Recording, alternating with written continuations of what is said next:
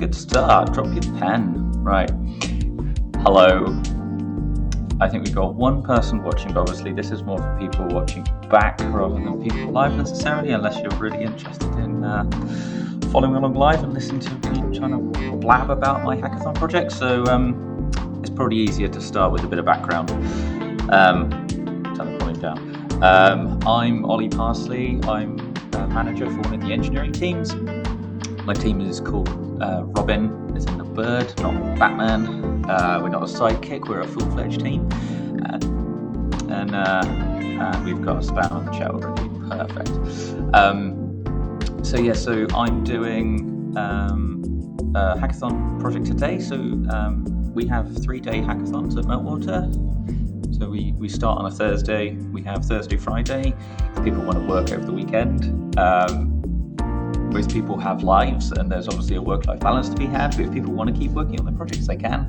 And then on a Monday, we have the full day, and then we kind of show and tell across our various offices. So I'm based in the Reading office, so this is the Reading office in the UK, and we will present all of our hackathon projects together Monday afternoon. That, unfortunately we can't stream that because most of the projects are private, but luckily I've got a project idea here that is good for showing everyone. So we have, at Meltwater we have an API. I'll give a quick demo of the product in a few minutes, but then the API might make more sense. But we have an API for managing searches, exports, webhooks, things like that. And quite a few projects that we have need to set these up, and we use Terraform all over the engineering team. We've got a couple of teams that kind of got us all set up with our infrastructure bits, and then each team manages their own infrastructure, so we all have our own Terraform repositories that then we run in Drone. We use Drone.io as our CI/CD system. We then have individual teams looking after, or individual parts of the team looking after different parts of the infrastructure, and we have various quality assurance checks. So I should probably mention that the team that I manage, the team that I'm in, we actually manage the Meltwater API. So that's probably the first thing to note, is that we look after the API, and because of that, we have loads of tests that we need to run regularly against our infrastructure, and by running some of these in Terraform, we can take off a bit of a load. And also, if people are using side projects, I've got a little side project that uses a accessible webhook, so that any sort of matches on a particular search will come back and then ping me with any documents that match. So that's things like tweets, Reddit posts, news articles. Get them posted to a webhook in real time, and then I put them into my little tool. So the easiest thing to do before we jump into the README and what I plan to do for the hackathon is to go into what we actually do at Meltwater and what our app looks like in the bits I'm going to generate. So let me jump into the app, and then I'll bring it across onto the screen.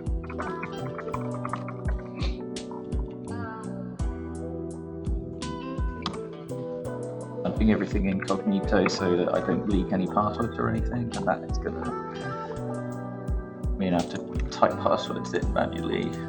Let me get my stuff up.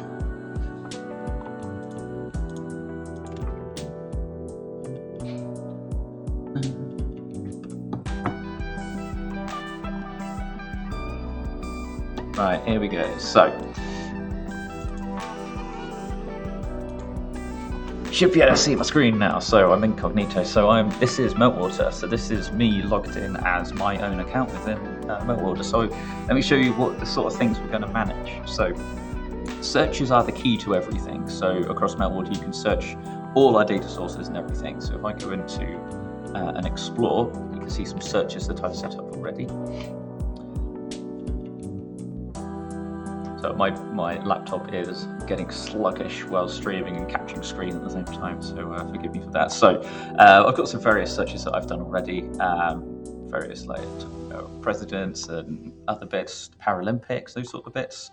I can just set up a really quick search for COP26. That was the run in Glasgow in the UK. past week.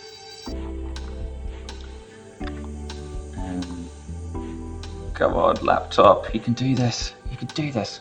If I'm streaming another day, I'll be at home because we're hybrid at Meltwater, so I'll be streaming at home.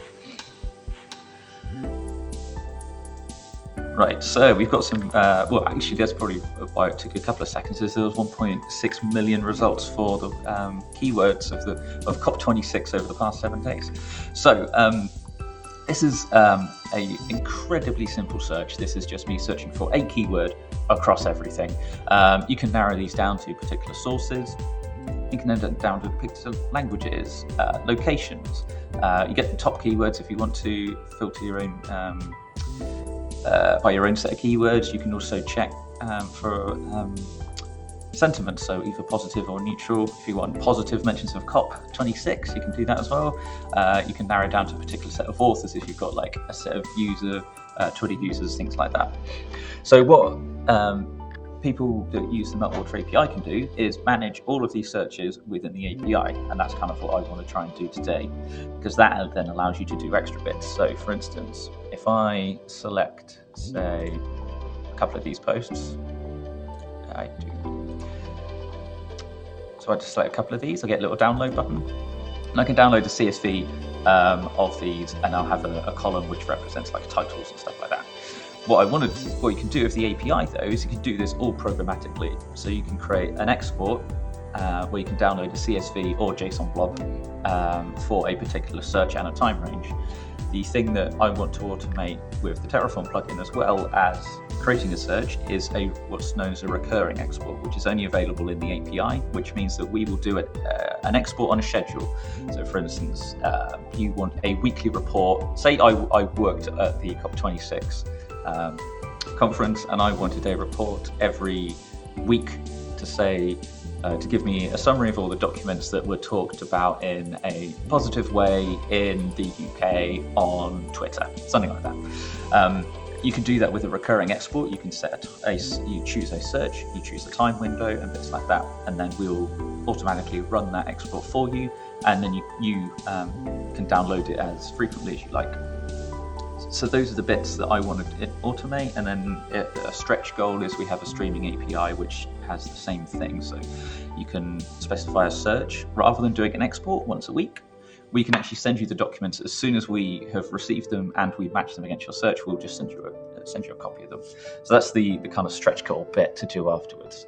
So that is basically what we've got with the Meltwater API. Actually, if I could just get that screen back.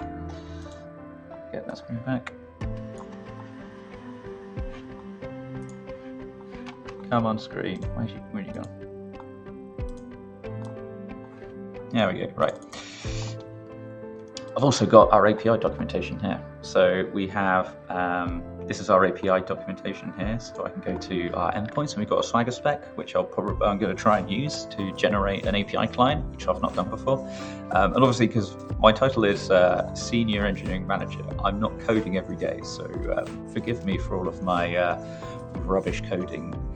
But you can see here we have recurring export. So you can create a new recurring export, you can manage one, and you can delete them. So you can see all the bits of information I need to supply down here. So we can, this is the schema here. So this is like a JSON blob saying time window. If I want to have a daily export, I choose the word day. There are other options. There's day, week, or month. You need a time zone, a search ID, all this sort of stuff. So that's the sort of thing that I need to have in this Terraform plugin. One of the easiest ways to visualize this is we have a little UI tool within our developer console. You have to have a Meltwater account and be able to log in to see this particular part of the documentation. But I can click the button to create an export. So I can choose my company, which is me. That's what I'm logged in as. I can choose, so this is the same list of searches. So I can say Paralympics. I want to do it recurring. I'm in Europe, London, and I want to have it every week. So my frequency is week. My window is 1, so that will be an export will include 1 week's worth of data and will be run once a week. and it'll be done, let's say, at midnight on a Monday. And that's what the kind of the schedule looks like. So there'll be one done now, there'll be one done in then 7 days, and another, So I can create that, and that will do a recurring export. But I want to use my code to manage the infrastructure for that. So that was where we come into the Meltwater Terraform provider, which is currently a private repo, but hopefully by the end of the hackathon, this will become a public repo. So let's have a go. So I've very quickly this morning got prepared, because I don't think you want to watch me putting a README together. But essentially, so Terraform, I hope everyone knows Terraform. If you don't, I recommend, I don't know, if you're watching this back on a VOD, then pause it and have a look at Terraform. But plugins are written in Go. Anyone can write a plugin. There are some official plugins for things like AWS, and there's a few other out there for like Elasticsearch, those sorts of bits. Most of them are open source, and they're written in Go. So because anyone can do it, all you need to do is have a Git repo, and you can start creating a plugin. So a very quick view of this. So there's a couple of ways that you can create and use a Terraform plugin. You can actually clone this repo and use it. You can build it, and you can use it provided yourself by specifying the environment variable. So our authentication method with the API is just API keys. So a user within the Meltwater app can create and invoke API keys from there. And then I've got my to-do list for today, or the hackathon actually. So to create a recurring export, which is essentially going to be this bit here. So this is how you would use it in your Terraform code. You'd set up your provider, which would be, I'm anticipating it'll be Meltwater/Meltwater, and then a version. Then you have to configure the provider with, I need to correct this actually, because that should be API key, not access token.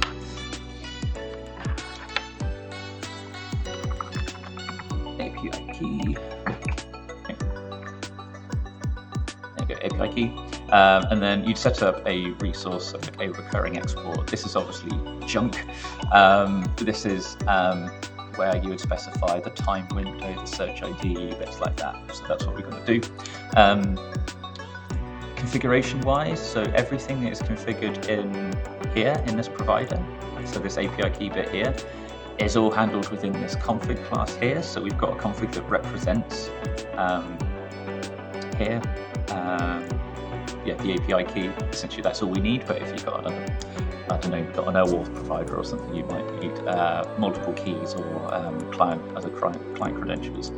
Then there is a non-existent client, which is another part of the project to do, actually do an API request somehow using a client that we generate using our Swagger spec. And then we have the provider itself.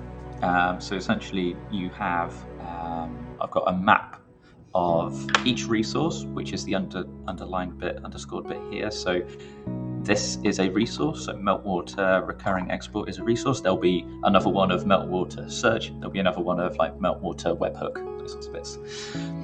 So I've got a map. So there's a non-existent recurring export resource, which is obviously what we've got to create. And then we map that into this. We create a provider, which is essentially what this bit is. And this is actually really useful, so you can have a look up here. So these are actual really useful methods that Terraform has put together to try and help. So for instance, like we've got an environment variable called Meltwater API key, it gets put in the API key, which in turn, when we do the configure the provider, we create our instance of the config, which is in here. So our instance of this, and then we return a client. The client doesn't exist yet, and then we've got our resources. I found this a really easy way to structure it with other Terraform providers I've done in the past, which I've done like one that's fairly decent, I think, is to use an interface with a set of methods on them. So with Terraform, you define your resource, which is things like the name and stuff. You then have a schema, which is all the attributes you can set, such as name, search ID, time window, those bits. Then you have 4 different methods that get run by Terraform itself, depending on where you are in the life cycle. So if you're creating a new resource, the create will get run. If you're just if there's an just checking to see the current status of it. It will be a read. If you've created one in the past and you're making changes to it, that will be an update. And then if you delete the whole resource entirely, that will run a delete. So we need to be able to handle all of these. So some of these might be tricky because for things like recurring exports, there's no functionality to allow you to update. So that would probably be something like read, and everything else should be fine. What I've got initially is there is a PayPal plugin that I've already started on as like a side project on my own. So what I've done is I've just brought in the simplest one, which happens to be this product catalog, as a way to demonstrate how this is implemented and to give me a shortcut to creating it. So you can see here we create a resource, and that is a Terraform resource object, which has everything you need. So you give it a reference to the create method, the read method, update, delete. You also then give it a copy of the schema. So this is a Terraform schema. So for instance, when you're creating a PayPal product, you give it a name, a description, a URL, and these are all type strings, and they're all optional. Some you can set required to true instead of optional true, those sorts of bits. And yeah, so what I'm going to do is essentially duplicate this and then test it out. And then I've also got some tests here to check things like the schema is what we expect it to be, so kind of unit test style, checking that in some cases when you have an attribute you specify, you want it to be limited to a set of values. This will check that an error will be shown if you specify the values incorrectly, those sorts of things. So I think the best thing to do is to start setting up the resource for recurring export, and then at the point we need to do an API request to test it out, excuse me, we go ahead and we try and create our Go client library using the OpenAPI spec. Maybe a stripped down OpenAPI spec, because there's a lot of the API that we won't be using for this, but let's give it a go. So I think the first thing to do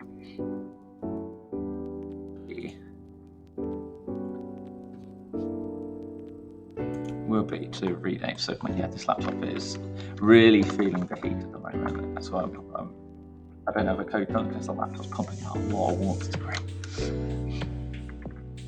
This will be Meltwater recurring.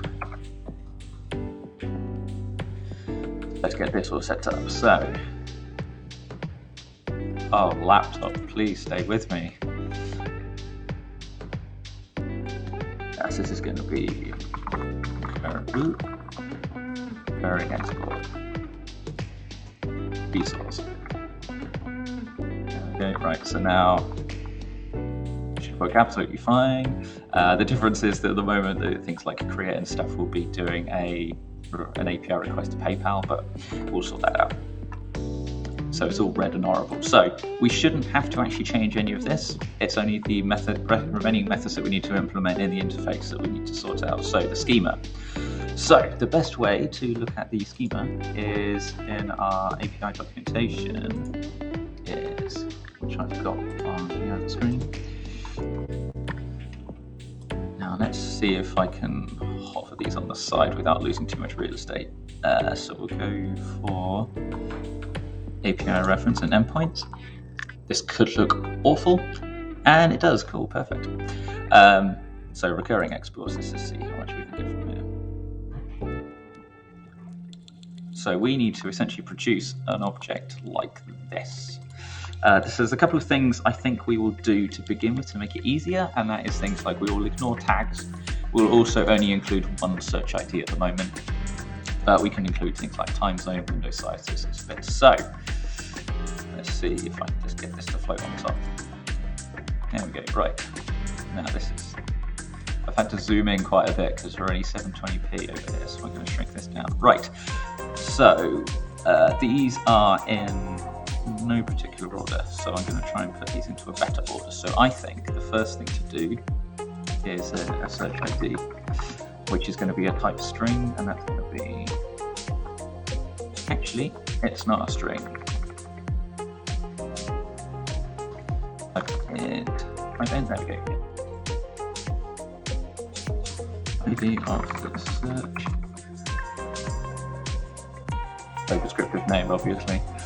Let me check. Is anyone asking questions in chat? No, cool. If anyone does have any questions, please feel free to shout. And if you probably the chances are high that if you're watching this, you're probably working at Meltwater, so please say hi if you're there as well. So the second field, let's go for time zone. We're going to be a string.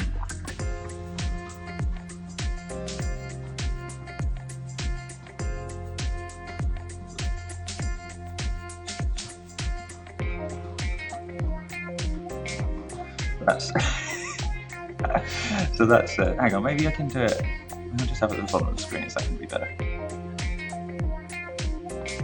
Ignore the fact that we've got this sharing YouTube stuff. That's the kind of music in the background because of the streaming service I'm using.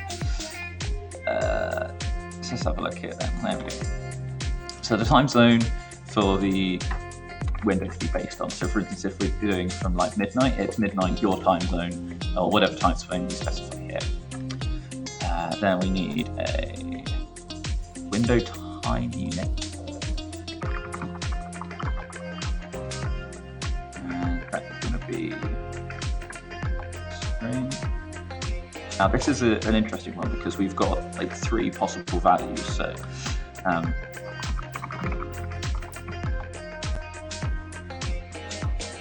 So we've actually got a method down right at the bottom here, where we have, for instance, this is product typed, but we can just do, we can say window time units. So we can actually use this method to limit what the user can specify. So we've got day. Let's just do all this lowercase. We can do the correction ourselves.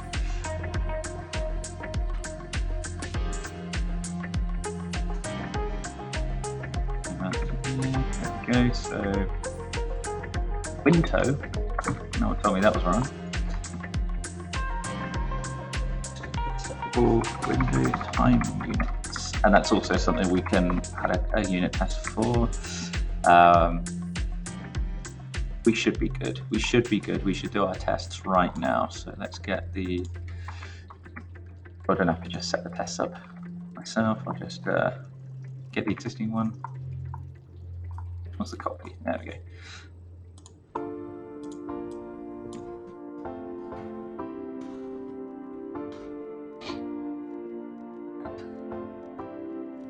So the schema will be wrong, but I'll correct this. So this is going to be the recurring export resource schema.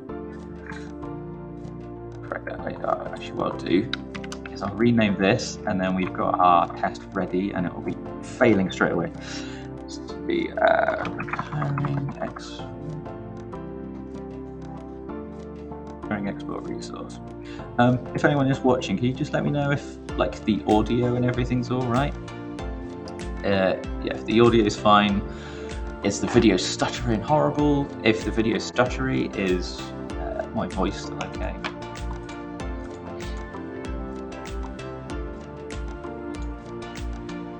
Don't be shy. Don't be shy. I'll see if I've got the right chat open. Let's have a look and make sure I've got the right chat open. Let's just send it.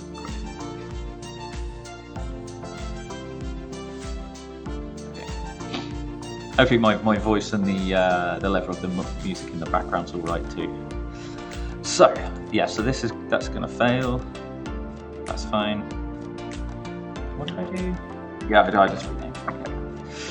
We're going to just have a look. Yeah, so that schema isn't going to be wrong, but we're going to go here to testing window time units.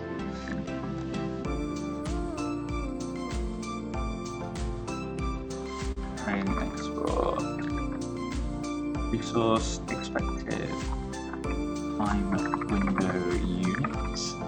That'll be so it's day.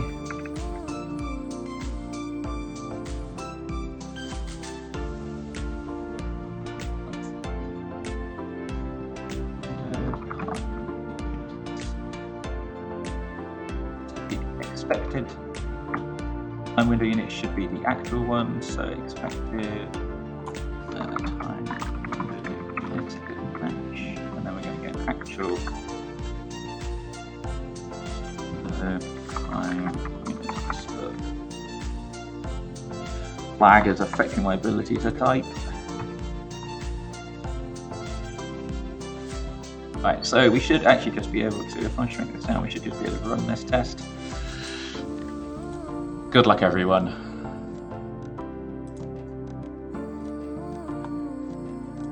Come on, VS Code, come on. Now you're lagging.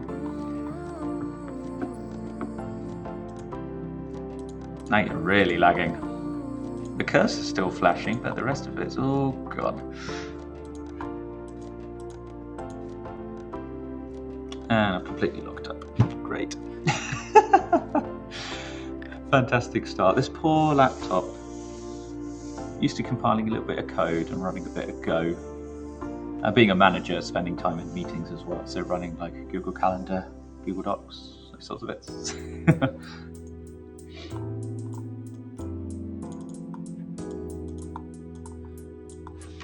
Well, I'm going to close VS Code and come back again.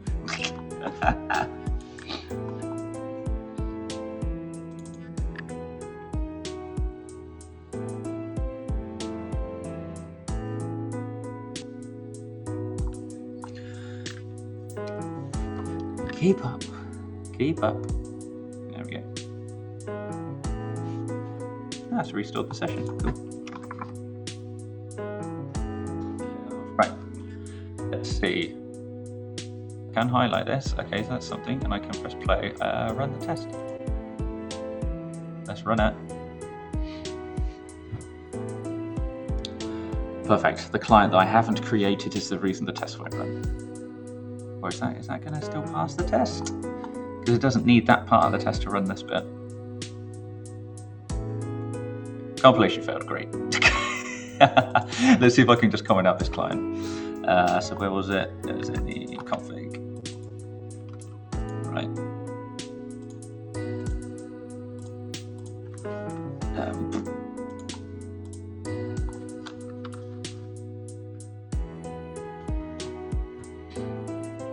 And if you're watching this, then later on you may see one or two other people from elsewhere around Meltwater, because obviously we're at the beginning of the hackathon, beginning of the day. We spread across the whole world, so there'll be people in the US later on. I can see a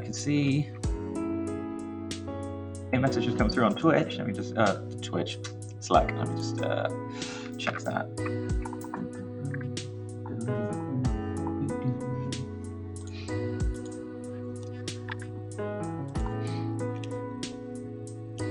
Cool. Everything sounds and looks great. You're a natural. Thanks, Eric. Perfect. So I'm disguising my coding skills by talking really well about it, I think. Right, so we've commented out this client. Now we just need to see where the client is actually used and see if we can drop that.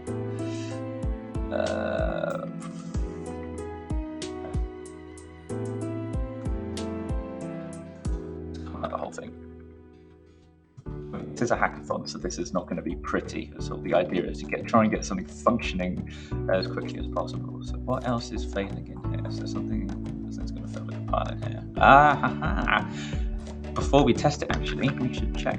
We should implement this style up here. So if I go to window time unit, you can see what I've done previously before is you give it a validation function. So in this case, you have to use the string in slice, which means that the string that you supply has to be in this list. It'll be a window time units, and then a window time unit must be one of the time units. So this way, I like that this has the same description as the validation function. So if we change the time units in that separate method, we'll also be automatically updating the description, so it will stay in sync. Which means we can also actually drop these other ones we haven't done yet. There we go. Right. Apparently we're all green here, so let's have a go, shall we? Not this one, not the product. Well, we want to have this one. Let's try it again. Come on. I mean, an hour into a hackathon project and it's still failing. Expected timings did not match. Got day, month, year. That should have been what you were expecting. Day, month, year. Did I do that right? So, oh, day, month, year, not day, week. Hang on. Yeah, it's day, week, month, not day, month, year. No, I'm not swearing. I won't swear. It's fine. Day, week, month. Day, week, month. This is why we do unit testing.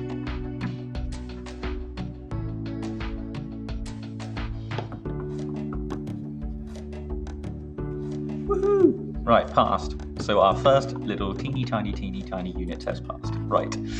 So, what else do we have to implement here? Let's get this, get the API spec back up here.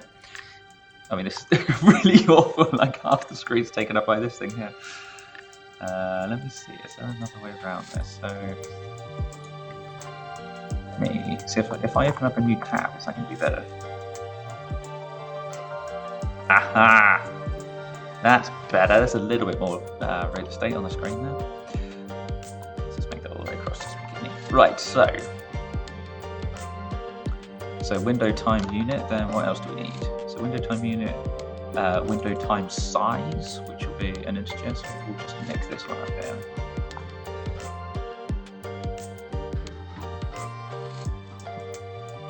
So the size, is there a sensible description here? Because generally this means that someone in the team has come up with a nice description of what these are. So if we go to the scheme, does that describe them? Haha! So time size, there we go.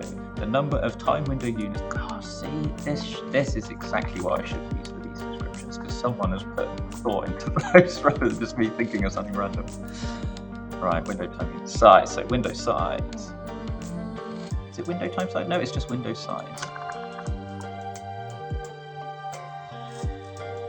Which one we're in? The number of window time units. The export window covers defaults to 1, i.e. So if it's default, that must mean that it's optional, which means that we're going to put this to optional. And the other one, should we require a time unit? So we default to day, so technically, I mean, I think that should actually still be required though. And certainly a time zone would be required. But we can require whatever we want here. We can't have something here that mark it as optional that's recorded in the API, but we can flip it around. We can have anything that's optional in the API be required here if we wanted to kind of force a particular technique or route for customers to follow, or users that are following this. So, got time unit, window size. I like following the example one a bit better, so we got that. We've also got window time. So what was window time? The time of day the export window begins. Right, so this one's going to be trickier. So this is the case where I could completely implement a validation function that checks that this is the correct date format, or essentially I rely on the underlying API to return a validation error that I can then show to the user. And in this case, because it's not just a small list of things that I can return quickly, this is a slightly more complicated date format. I can just lean on the API to do that, which means that for a Hackathon product, I don't have to worry about it. So we want window time. So window time is, we're just going to give it a string. And I think we can make this optional as well, because I think so by default it's midnight, which I think would be what most people would want to do.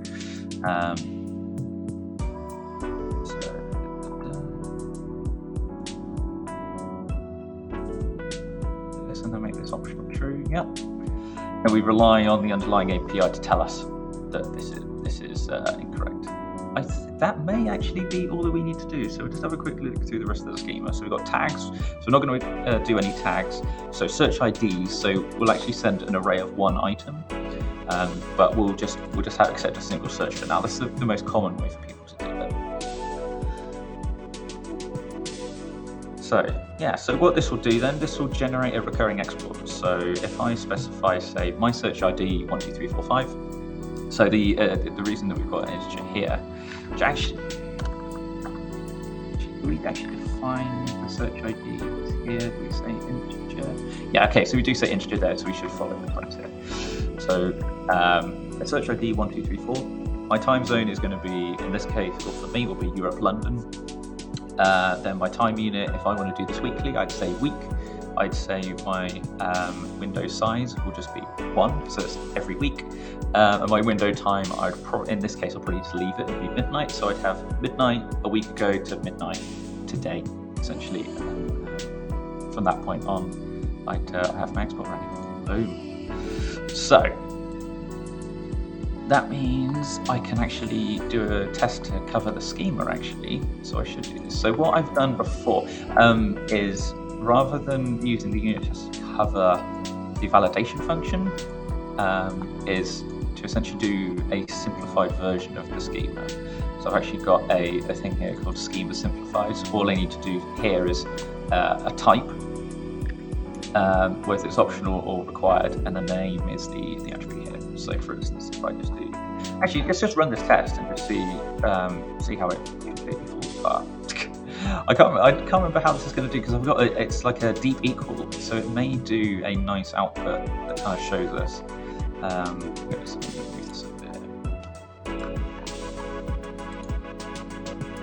Fatal. No, it wasn't. Okay, we've missed something there. I didn't check the bright red bit here. So what is bright red here?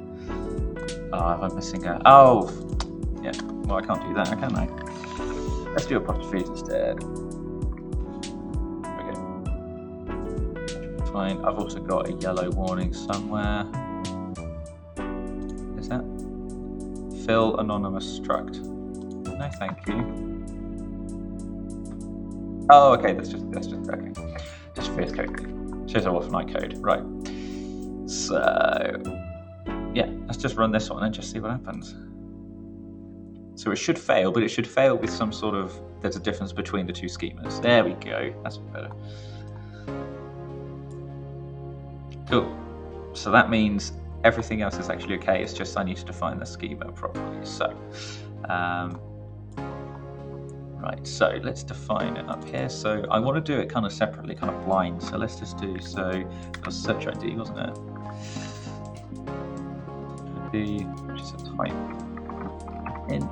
It's required. So optional false required true. Just to be. In some cases, I quite like to be explicit with that. Because the 0 empty state, if you have it for a Golang bool, is false. So if you don't specify them, they will default to false, which is correct. Which is why we have optional here as true and false, optional and, rather than just having one variable that's either true or false, to make sure that the 0 state is taken into account. Does that make sense? I think that makes sense. So window time unit is a string that is also required and making it required.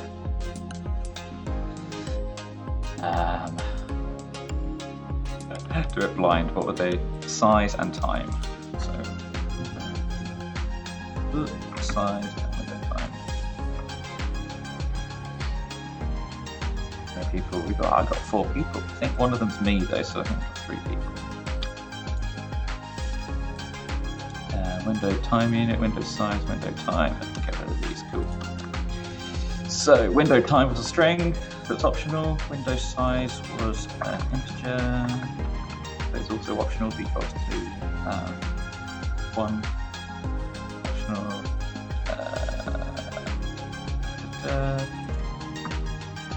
That was right, wasn't it?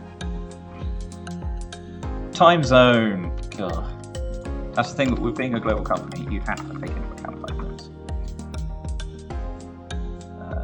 It's going to be basically like this. Time zone is required. Oh no, it's dead. That's really the right one. So, time zone is a string. Cool. Check this out then. Let's run this and then just see.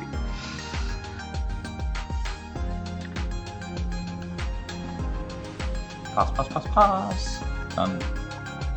Everything passes. That's nice. Right. So this means we've done the schema part, which then we're moving on to essentially reading from the API. So that means we need to do an API client. The easiest way to do that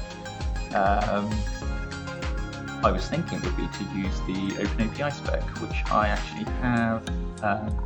Well, I've got a copy of it on my notepad. But what I've actually done is I'll put it into a separate tab, and then we've got a little GUI editor so we can have a look at it.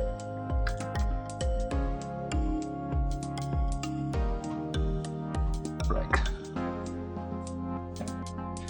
So this is basically identical to what we have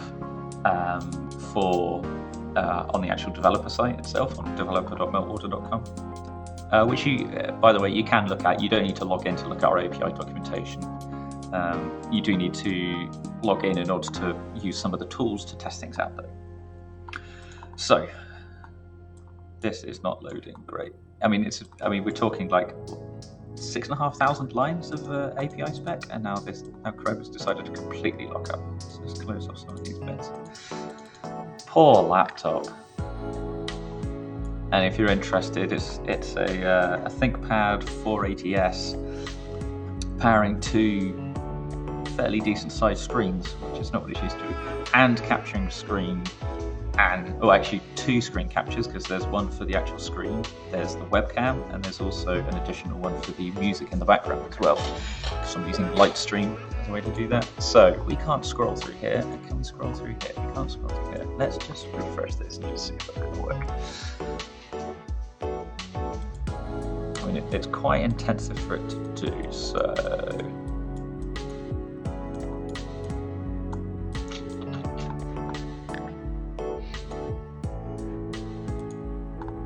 Right, actually, I am just going to see if I can close this Chrome window, because now I can't do anything. Cool. Unfortunately, I've got to disappear for a couple of seconds. I'll be back in a bit. I've got no useful text to show you though, so unfortunately it's a blank screen with no music.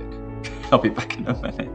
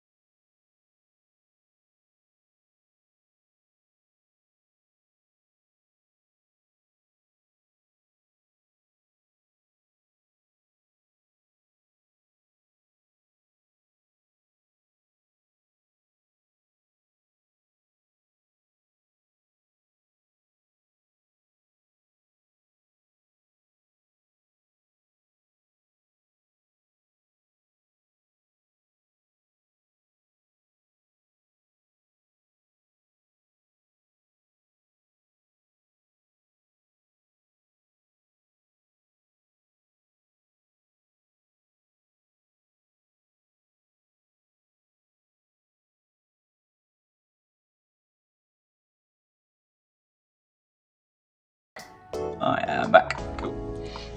So where were we? Someone remind me. Listening to chill out music on YouTube, royalty free. We were going to start on. Oh yeah, we were looking at the API spec, weren't we? Which was completely failing to do anything. So let's see if we can sort that out. Let's try and get. Essentially, what I need to do is get the API spec, and I need to simplify it down a lot, because there'll be a lot of wastage in that client library. So actually, I generated the client library early, so you can see exactly how much stuff is in here that we don't need. Now, manually editing an OpenAPI spec is probably not recommended.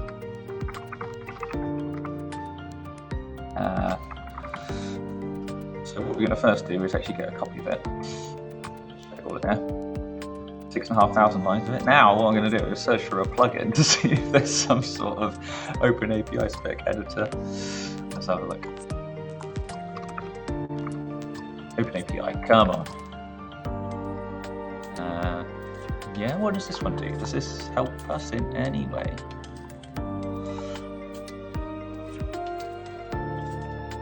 Use the extension editor to create new open API, navigate a definition, add new elements, IntelliSense. Give it a go. 250,000 installs. Let's see what this does. Can it handle 6,500 lines? I mean, I'm sure there are other places out there with larger APIs. So let's have a look, shall we? Okay, what's new? Well, I'm in YAML, so I wonder what that's going to do. Let's try opening the spec and just see what happens. Is this going to do anything, or do we have to... Validation schema for OpenAPI spec 3. Okay, that's just a validation schema. Okay, well, I guess... Oh, there's a bit of red. If we scroll down, look at all this. I don't know if that's cut off on the side of the screen. We've got quite a bit of red here. What is that saying? Implicit map key needs to be followed by map values. Oh, I wonder if that's because it's split onto multiple lines. Is it only going to be multi-line bits that are the issue here? Yeah, looks like it, so maybe that's all right. But anyway, so what we need to do is we need to take out, what we're going to do is take out the tags. Maybe that's enough. So we know that we don't need to do any analytics. We don't need to do any one-time exports for single track exports. We know that later we're going to need searches. And for that we may need source selections. We don't want to do companies, we don't want to do tags, we don't want to do usage. So let's just see what blows up with this. Will this automatically remove everything? I doubt it, but let's give it a go. So recurring exports such as actually, let's just find. Oh no, sorry, yours. This could go wrong, right? Is this the first analytics call? Yes. But if anyone's got any suggestions about how to do this faster, the analytics stuff should all be together. So it's like 6 or 7 analytics API endpoints. Top sources, that could be the last one. So, yes. Right, so that's all that done. Right. One-time exports, we can get rid of them too. So there's 3 or 4 API endpoints for that. One time, you can get them by an ID.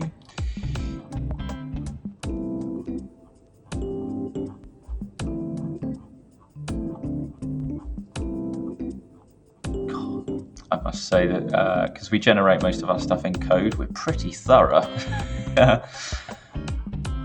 It's only when you're recording your screen and people are watching it that you realize how detailed this all is. Oh my goodness. Right. Usage, right, there we go. Oh no, fetching usage. Oh, we've missed one then. We've gone too far. There we go. That looks more like it.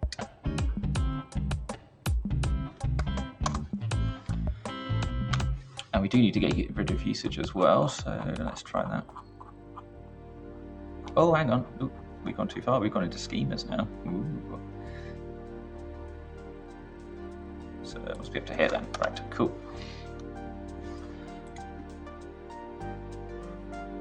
So, is there some sort of validation?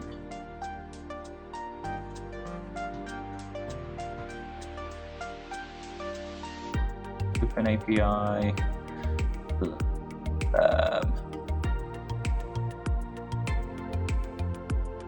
Show preview. I guess show preview using the default renderer. Ooh. Oh.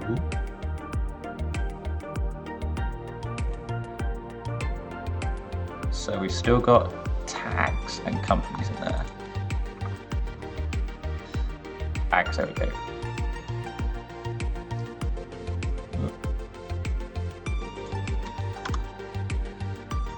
Right, and then let's find. Updates live, that's useful.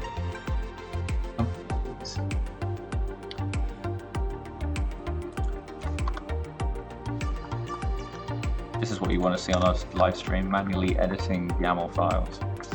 Right, filter set source selections, searches,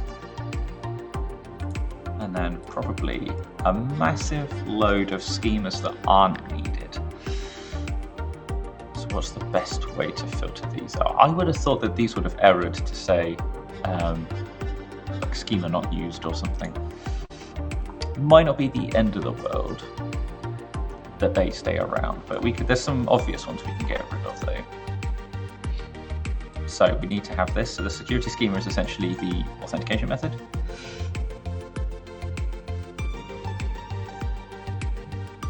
So I just got a message.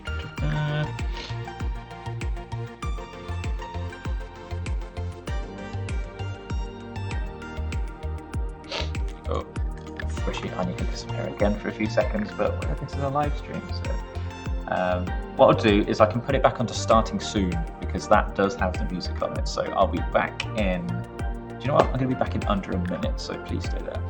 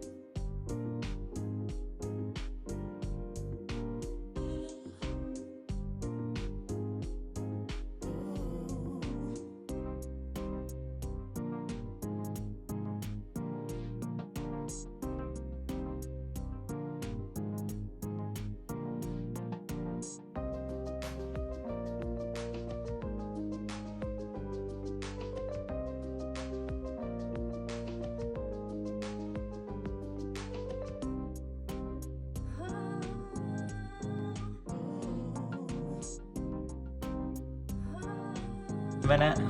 I don't know. I didn't look at the clock. So let's just see if we've got anything else. Actually, I need to do a bit more publicity of people internally. I need to message in the engineering channel. So we've got a channel that we have on Slack for everyone in engineering. See how many. Actually, if you're interested in the number of people in this channel, the engineering channel, it's just calculating there are 502 people, which is obviously there's some bots, there's some people missing, there's not everyone in there.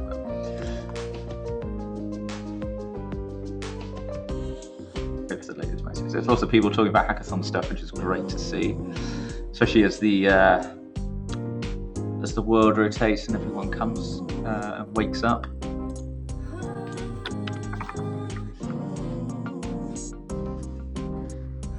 Interesting. I'm live on our new Twitch channel.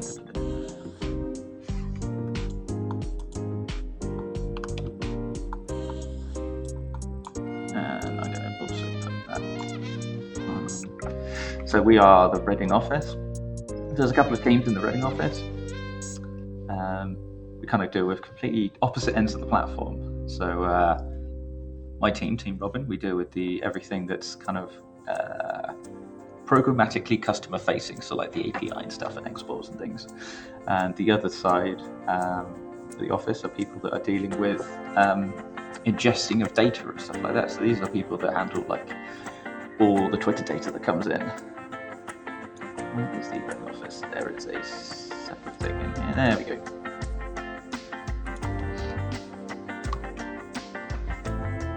Right, there we go. Right. So, yeah, if anyone is watching from the office, let me know. And if someone's watching and you're not in the office, let me know. I closed this panel actually. Yeah. Let me just shrink that back down again. Right. So, if anyone's joining us trying to manually change a Swagger spec file just to make it a bit smaller by removing a whole bunch of stuff that we don't need. So, usage count, okay. We don't need HTTP calls time frame or HTTP requests time series. We don't need that because that's all to do with usage. Metric time series we don't need. Document usage count, usage stuff. So it's all grouped together, which is very useful. There we go.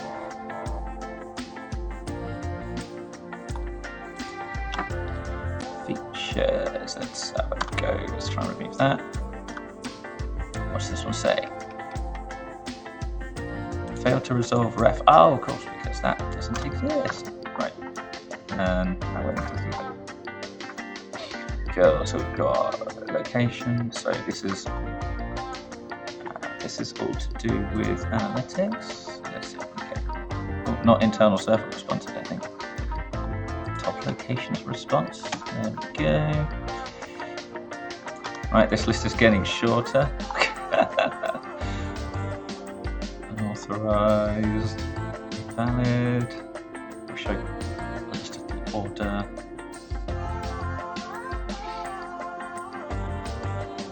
Wow, just jumped up a whole bunch of users. Hello. If you're all in Meltwater, say hi. Oh, sure, hi. I can't understand the username. And Alyssa? So apologies, that's wrong. Yeah, I'll continue. So I'm so people inside and outside. Alyssa, hiya. So I'm Ollie. I'm the manager for Team Robin in Reading, who look after the API and exports and bits. What we're doing here is a whole bunch of teams use Terraform for managing infrastructure for things like you can use it for managing databases, Kubernetes deployments, all those sorts of bits. I'm creating a Terraform provider, which you can just do in Golang, to allow anyone, once it's open source, hopefully at the end of the hackathon, allow someone to create a recurring export or manage recurring exports or webhooks or searches from within code, essentially. So infrastructure as code. Other parts of the API aren't really that relevant because most of them are kind of request reply, whereas this stuff is kind of async, where you kind of set up a job that kind of keeps recurring. That's pretty much what we're doing. I mean, at the moment, I'm trying to create an API client library for just the stuff that I need. We have an open API spec, which is this like 2,000 or 3,000 line YAML file, which defines our API. I'm shrinking it down at the moment to just the bits that I need. Recurring exports, so that's not working. Oh no, it's a recurring exports bit gone. Did I get rid of that too soon? Let me just see if I can find recurring exports again. I got rid of the recurring exports bit, didn't I? I didn't do that. Right, let me just fix my problem. Recurring exports, right. I got rid of recurring as well as one-time exports, that was my problem. So I've got to put some YAML back in. Well done, Ollie.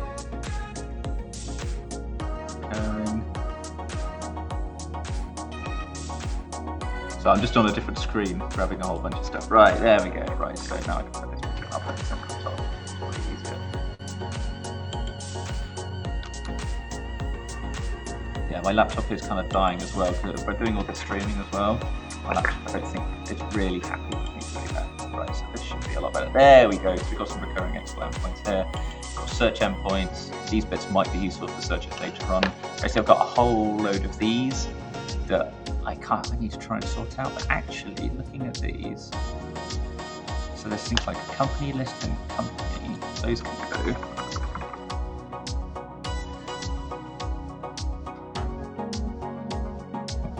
list tag search count response. Those I think can go as well. So what we should have is a much simpler Swagger spec. I mean, I think we're under half the size it was previously. So what we're going to do is open up this window. Right, where did I put the window?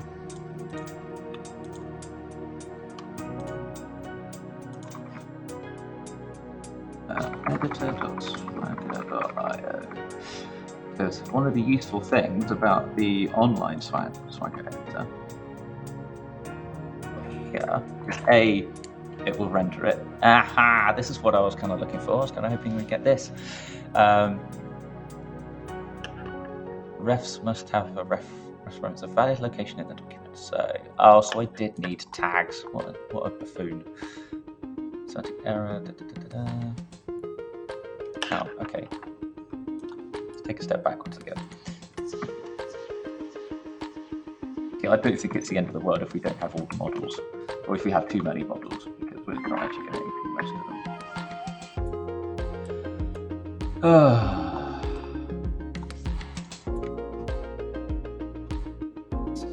We got a recurring export result. Recurring export result was looking at something we haven't got. Which one to say? Tags. Oh, if I still not tags. There we go. Right, that's better. That should be better. We're getting there, people. We're getting there.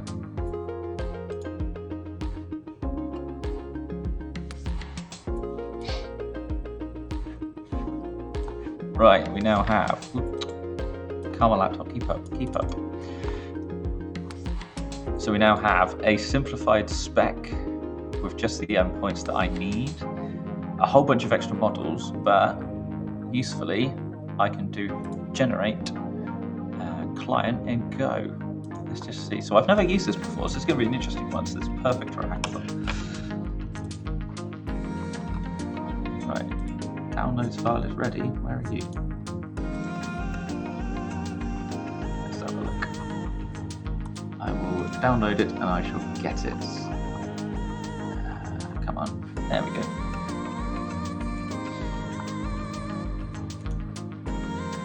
You don't need to check out all my files, that's fine. Right, generated client. Right, here we go. Good. I'm going to update the one I did earlier. Here's one I did earlier. Oh, it's only a reference if you're in the UK for a Blue Peter. What did I call it? Yeah, Meltwater API Go client generate. So delete them, put them in. So get rid of this. I can close that preview. I can close the spec. So in here we now have the generated spec, which is obviously a lot smaller. There's a whole load of models that we won't end up using, but you can see that there is only these API endpoints implemented. So I'm not sure how you actually use this client, so let's just see if there's an easy way.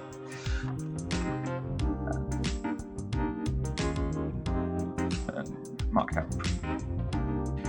Right, documentation.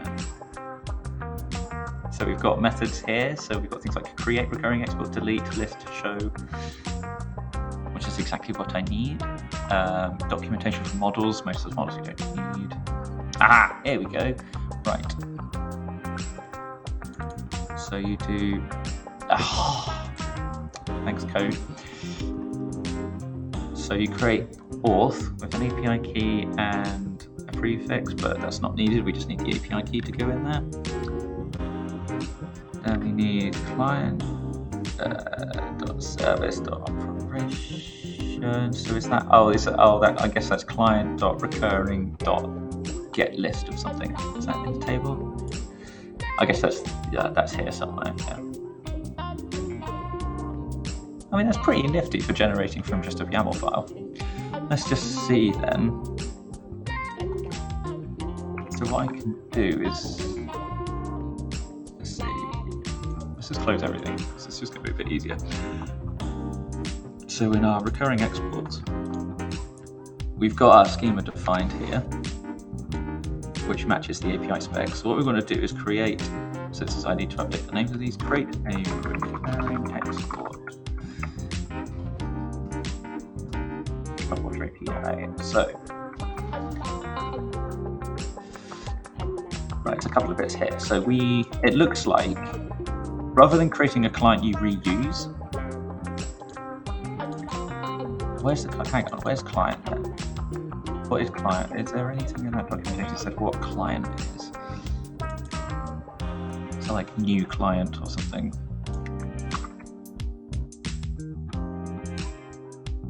Installation, documentation for endpoints, documentation for models, documentation for authorization. Okay, let's just have a look and see if there's a client in here. Is there a client there? There we go. It's the API client. So actually, there should be new API client. Boom. So I can create a new instance of the API client, which is fine. There's a whole bunch of extra methods in here. So new API client creates a new API client. Cool. Does what it says on the tin. Requires a user agent string describing your application. Optionally, a custom HTTP client to allow for advanced features such as caching, which we don't need, but we could still do some bits of the configuration here. Right, okay, so let's just try. Now, what is the best way to do this? I think if I create a separate repo, then I can import it. That might be the easiest way to do it, actually. Could I do that? Yeah, let's just do that. I will create a new Git repo for this. Now what? Yeah, I think that's easier just to keep the code separate. So unfortunately, I'm going to be doing stuff on a different screen now, so I'm over here. It won't take long. Right, create new repository. Called Meltwater API go.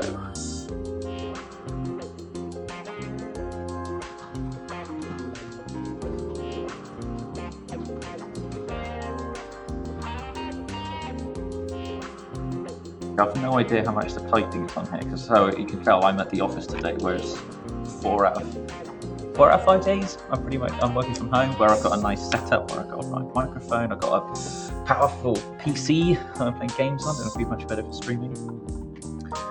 Whereas this is definitely not that. Let's just create that. So creating the repo. Right, now I need to. Where's my terminal? So if I have my terminal back, please.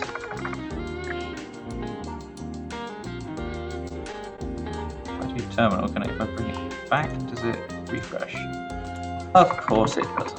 Can I just add a new set current working directory? This one. Cool. Okay, there we go. That's better. Right. So this is not a Git repo, so we need to init, add everything. First version, I mean that's classic first commit, right? What branch are we in? Okay, good branch. We're actually in main rather than master. Oh, well I'm a bit of an idiot, aren't I? I created the repo in the wrong org. Well done, Ollie. Let me create it in the right org, shall I? Right, because I've gone too far, so it's right. New repository, thank you. Owner, Meltwater, that's better.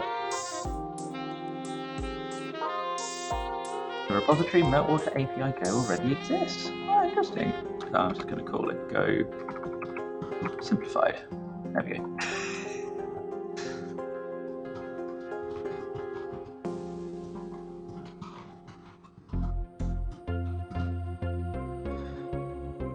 Private, right. Let's do it properly this time, shall we? Right then. So all we need to do is add the correct origin, remote origin, sorry.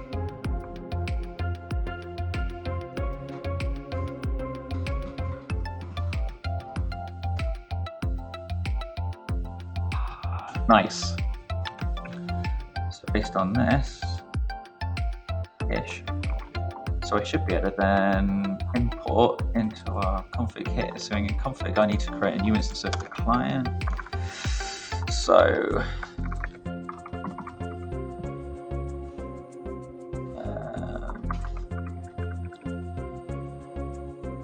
what's the package called for the client actually? What's the package? It's called Swagger. Perfect. I mean, that's the oh man. So we'll just want like swagger.client, I presume. Reference there, so it should then automatically do it. Get. You're gonna do a get. You're gonna fetch everything for me. Could not import. No required mod. Should. Let's just make use of it first.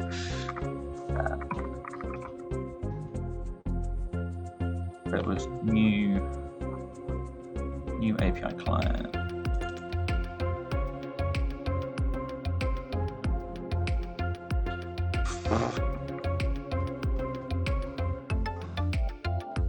And that had a Swagger configuration.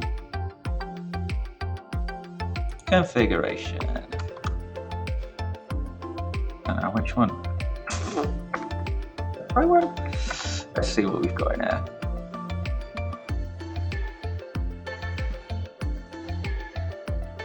Right, let's just try.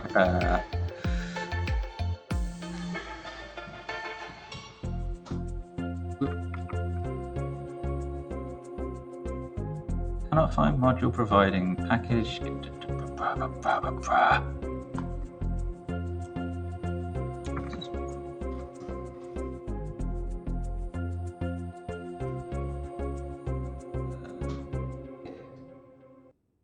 The Talk Big Black Friday price drop is here. Go get origin does not appear.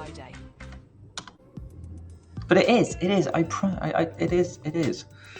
repo. Come on.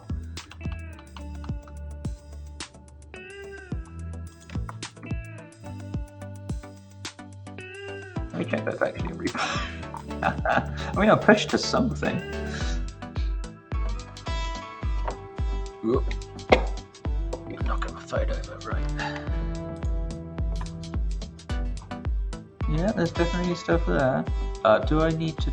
Okay, if I create a release just from, let's create a new tag. The 0.0.1. Any tag 0.0.1. Publish.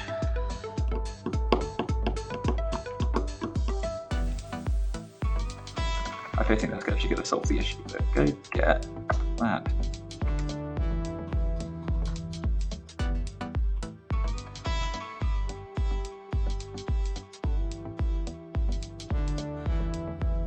Being an idiot. What am I doing? It's in life. What am I doing?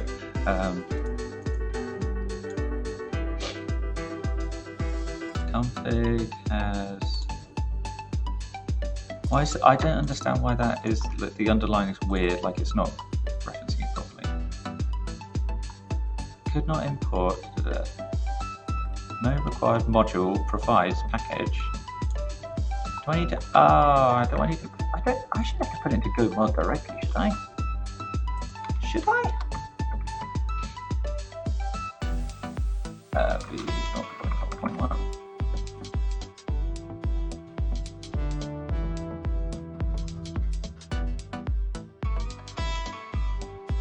Thanks. What? Shall I just get rid of this cache then? I'm just going to get rid of that cache.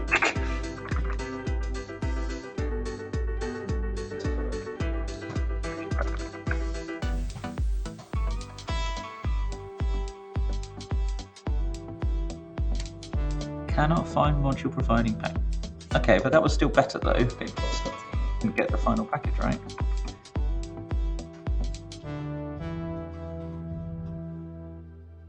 Oh, give me a break.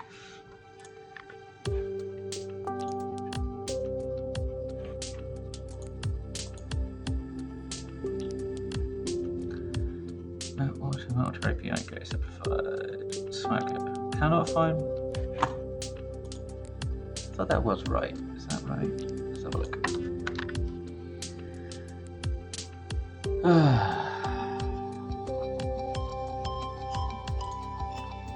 Client.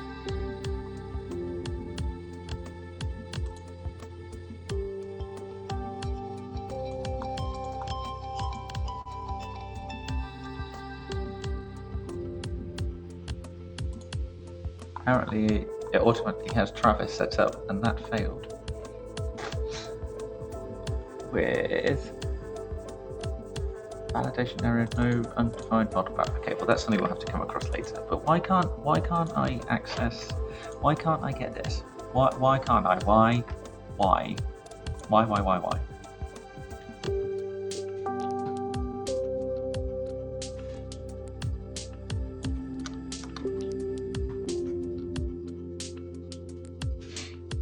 Come on.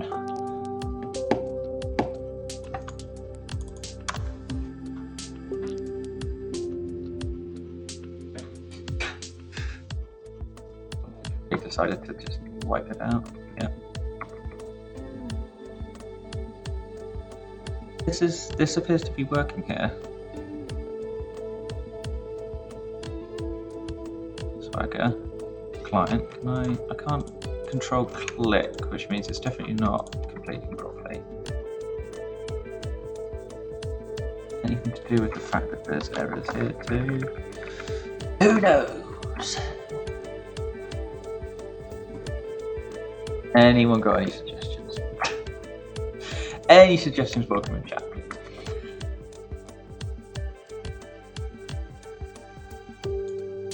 Why are you not returning destroyed?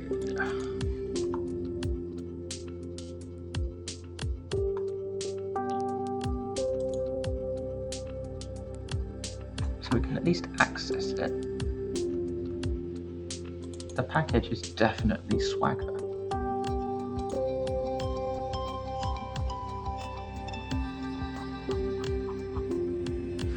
Ah, did it go into go some?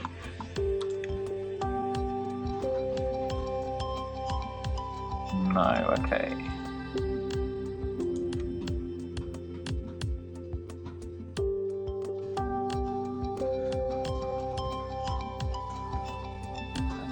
Yeah, better.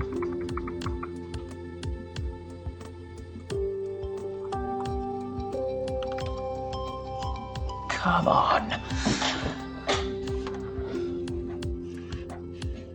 I'm gonna have to get like some sort of swear bleep button on here.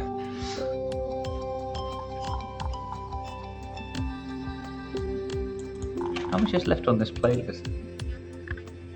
Woo! We go for an hour and 25 minutes already. Go back to the beginning. There we go.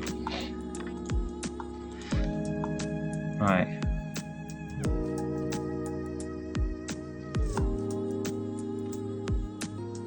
How? Okay, so if everything in here, I mean, this is a hackathon, so it's going to be hacky. So an alternative is if all of these have a package of Swagger, I will just create, within the provider, I'll just create a Swagger directory in there, and we'll just have the library in there, rather than me faffing about. So this. Okay, into Swagger.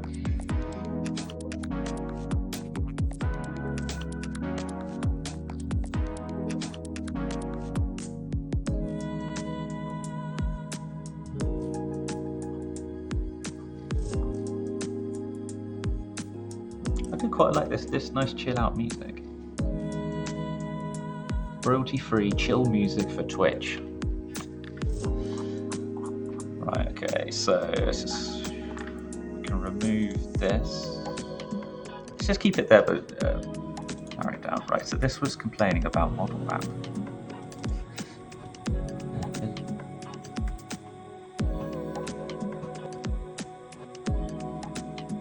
Right out, am I going to blow up other stuff?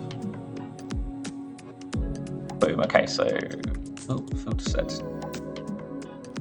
Could not import this. No required module provides package. Done.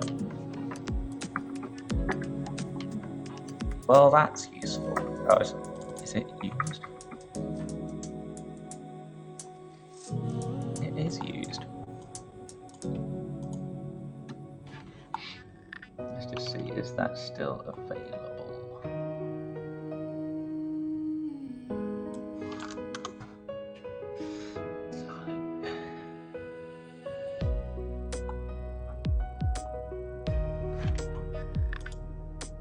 It is,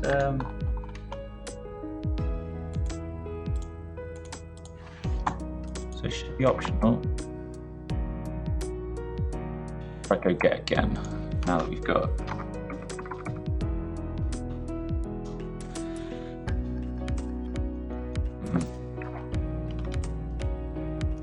yes, but I don't need that now. Ha ha ha ha. What I should now have to be doing is this will be Terraform, Meltwater, Swagger.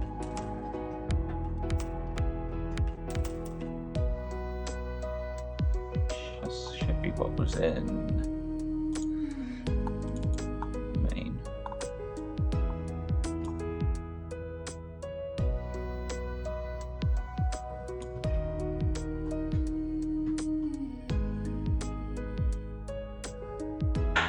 Oh, client. Oh, no, what? No. Client is defined.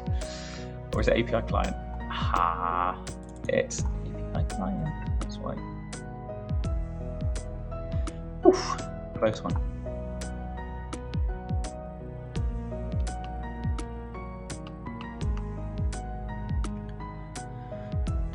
Can I initialize two variables with one? Okay, so it's okay. Client back if client's null. Then we've got some sort of error.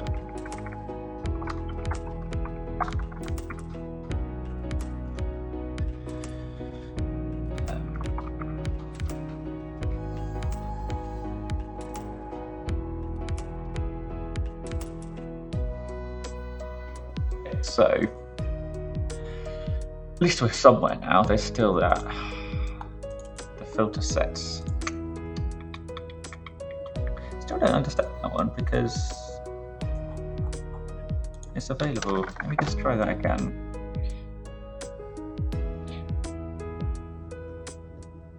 Aha! That should be, it added it, so we should be okay now. Should it be this? Because it's optional, the package is optional within the optional repo. Come on.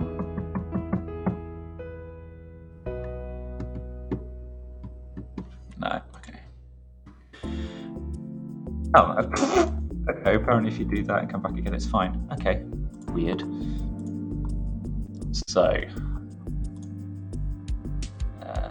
client, so at this point, it's right. So return a new client for accessing Meltwater API using the API key. So we need to, can we set the API key here? Default header?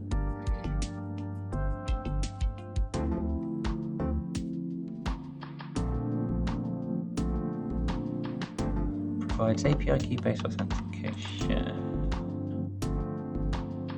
Okay, use them.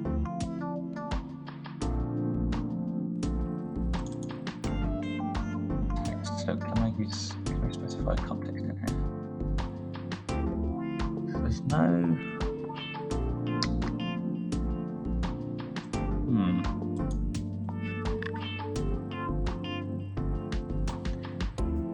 So how do I then pass that around? Do I need to, as in I can just pass a client, but the client still won't have the API key.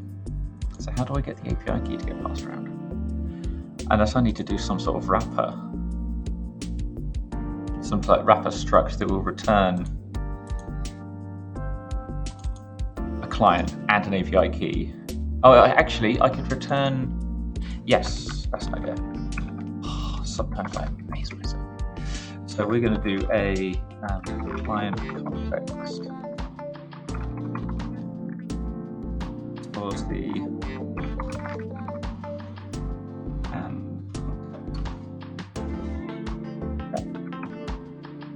so this is going to be client context, and within this there is going to be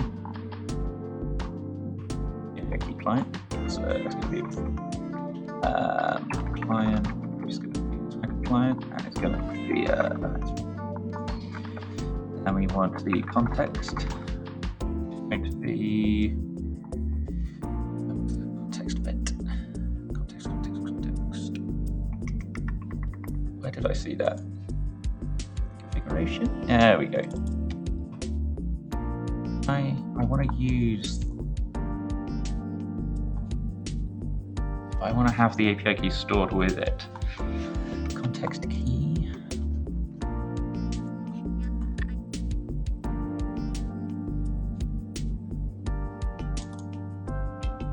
Context keys are used to identify the type of value in the context. Since these are strings, it is possible to get a short description of the context key for logging and debugging. Okay, so that's not quite what I was after.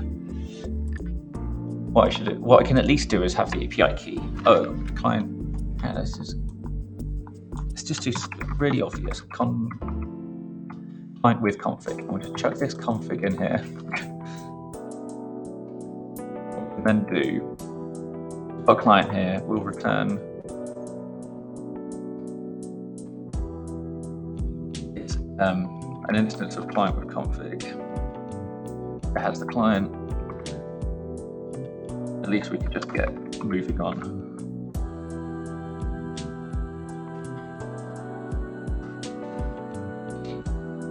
Oh no, not config. Oh, come on.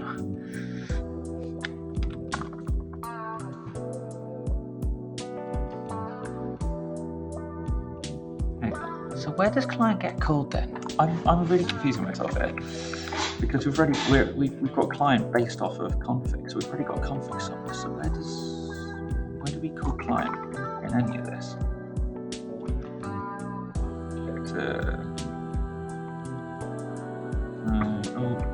Click any of this to get any clue. Okay, I'm gonna have to search.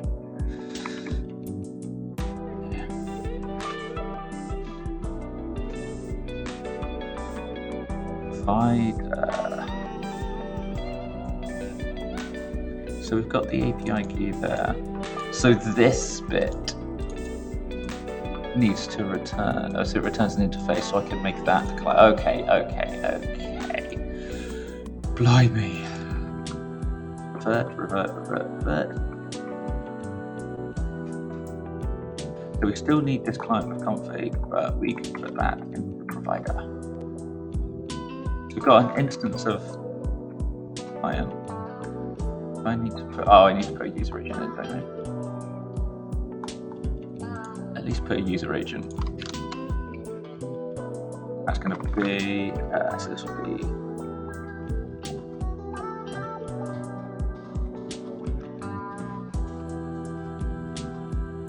which it's come from the Terraform provider, Meltwater, right? Provider is the bit that returns client, but in this case, it's not going to return just the client. It's going to return the client with the config. Because in order to instantiate the client, you need to have the API key separately by the looks of it.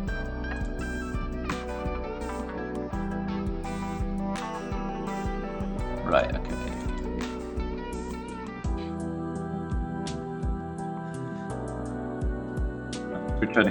Because this is just the way that it's done with Terraform, so that you can allow the person to have any custom clients they want. You have to define it as just interface, and then you have to cast it yourself, so you have to do all the checks yourself. But that's fine, because we create this ourselves, so we know it shouldn't be an issue.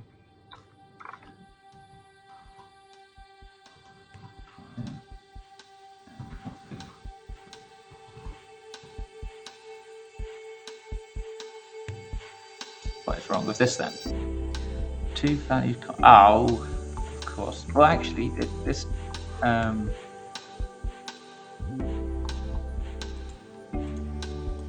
client is just like this, so actually we don't need to have the second argument here. I don't need to add a check, but we can still do that. Because this returns here, so we can just get the client here separately.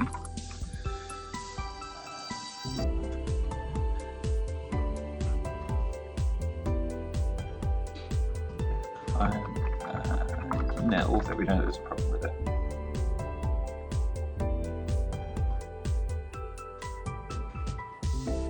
Return nil with a new error.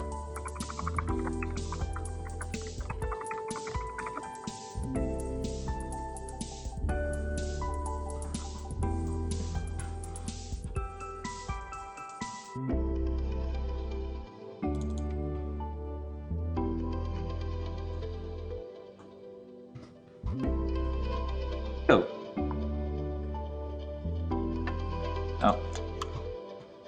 What's wrong with you? What are you complaining about? It's unused. Oh yeah, because there you go. You're not used to it. It's not unused. There you go. Still wanted.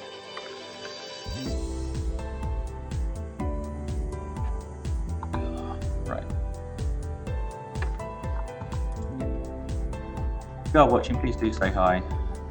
I want to talk to myself all day long, you know. Yeah, if you're just joining, so I'm OllieParsley. I've got my own Twitch channel, but I haven't used it in a long time. I am an engineering manager within Meltwater, and for the next 3 days, so there's today, Friday, and Monday, we've got a hackathon, and yeah, I'm streaming the project I'm working on because it's going to be open sourced. It's a Terraform plugin for Meltwater. So Meltwater has an API where you can manage searches, you can create recurring exports. So we have a lot of editorial and social data within our platform. Things like Twitter, Reddit. We have all of Reddit, pretty much all of Reddit, all of Twitter. We get a ton of Instagram and Facebook data. We crawl hundreds of thousands of news sites to get news. We have syndication with partners. We've got various places we get our news from, and you can basically search across all of that using your searches, which we'll hopefully be getting to later. But today is so far just trying to get this client, the Terraform, working. We haven't got a Golang client that we've used with the latest version of the API yet. So what I did for the last half an hour or so was to get that working. We'll see how we get on. And then once we've got the client working, we can then fully implement the first resource, which is setting up a recurring export. But we're learning as we go. And it's not frustrating at all. But because it's a hackathon, I don't have to be that clean. And because I'm day-to-day, I'm a manager, I'm not writing code all the time. So yeah, there's any help is appreciated with the code, but yeah, please do it politely. I'm a delicate soul.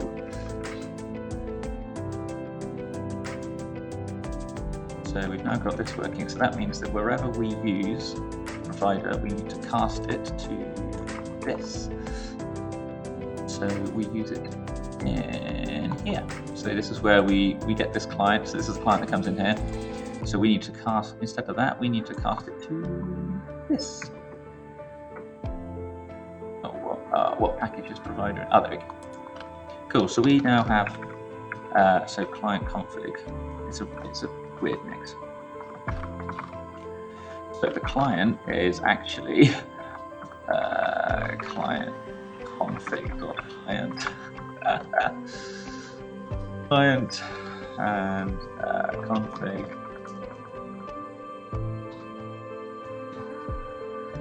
is client config.config.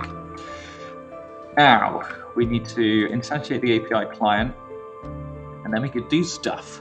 So let's just see how so we've got the client. We need to create a new service though, so we should be able to do, if I got it right, client dot, right, recurring export API, then create recurring export. Boom! Well, what do we need to provide?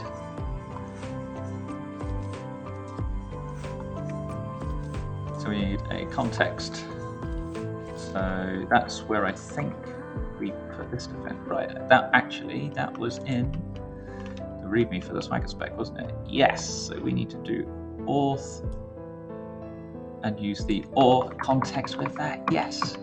Oh, it's all coming together.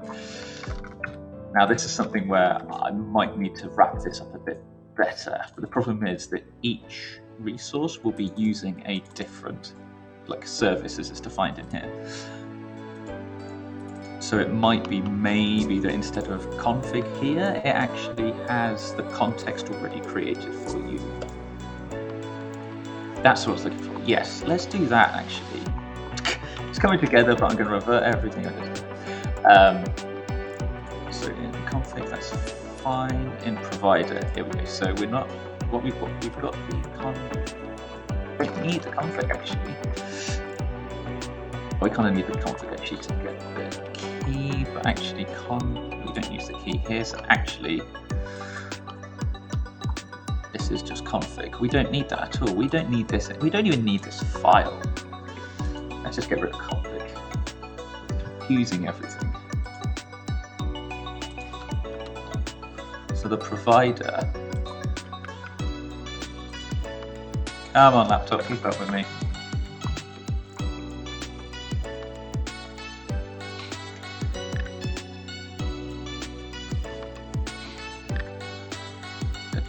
So we have the client, which is just new here. So we've got the client here. We can just do this to get the API key. Prefix, context API key. So what is that? The actual API key?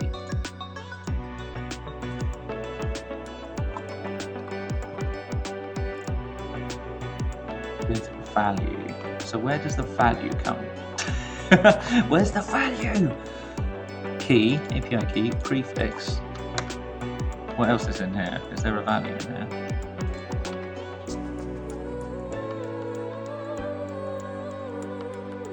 So there's provides API key based on using context API key. No, actually, can I just? Oh, is key? Is key the actual API key? So that's the interesting thing. Is that the API key, or is that the key that is used for the header? Let's just check the API key and see what happens. The key is this. Prefix. There's no prefix, so I'm going to take it out. Let's say a minute if necessary. So we've got the authentication context. Let's just call it context. No, context is already a reserved thing, so right. Got the client and the config. So we need to remove this then. And then we need to call this client with context. Actually, does this return?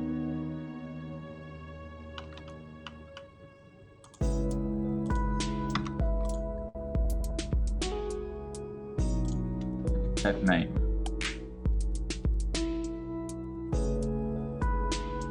Okay, so you return just a context. Of course. Client with context. Configuration and context. Right. What I wanted to originally do all along.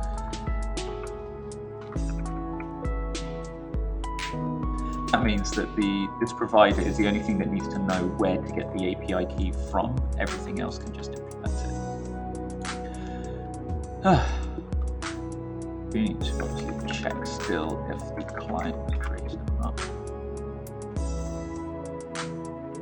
And that is a completely different client, and that's not a thing anymore. So, let's check the import actually. Is it importing the right stuff? Laptop keep up. Cool. So we now need to in here. Now this won't exist anymore, so we want to do this. Context. And then context.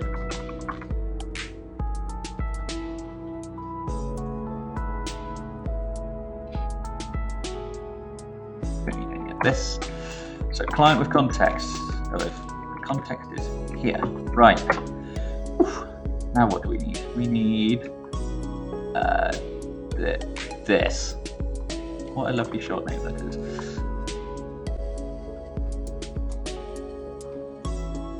Right, let's have a quick look at what the options are. Can we have a look at this?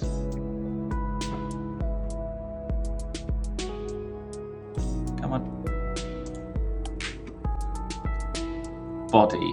Oh, and that's an interface and a company ID. And the company ID is something we don't need. So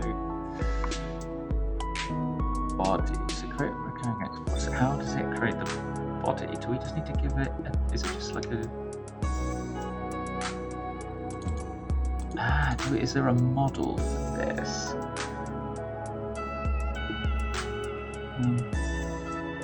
Recurring export request. So actually, it just looks like it hasn't mapped, maybe not mapped it properly.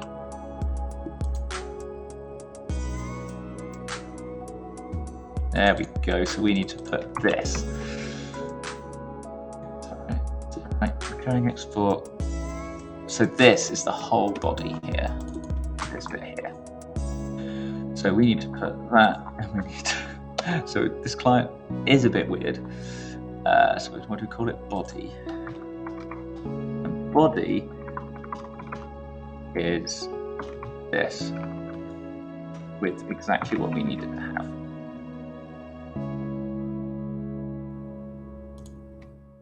Why are you not happy with that?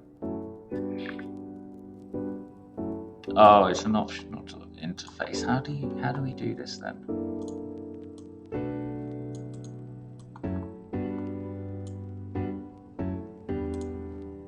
Do I have to cast this somehow? Either way, I want to just get this filled in because I need to fill it in anyway. Okay, right, there we go.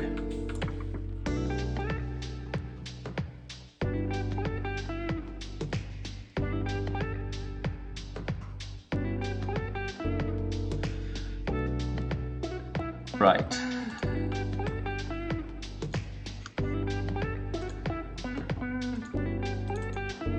Oh, damn, weekday. When was weekday in there? An interim representation of what day of the week the export window runs. Defaults are good. Monday is the first day of the week.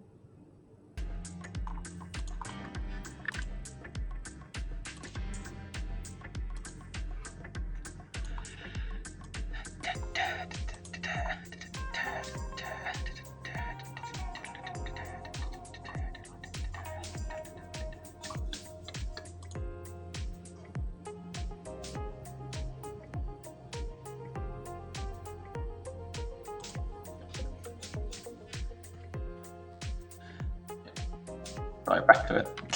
So weekday, I need to sort that out.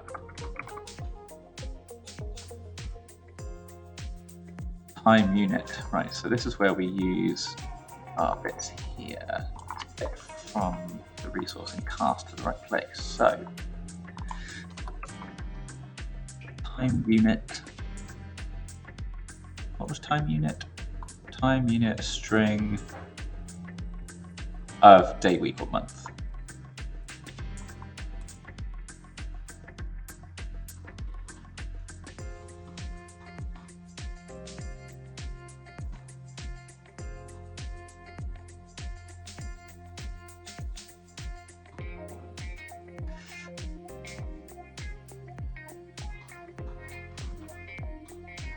Weekday will only be relevant if you're doing a weekly export. So window time was a string.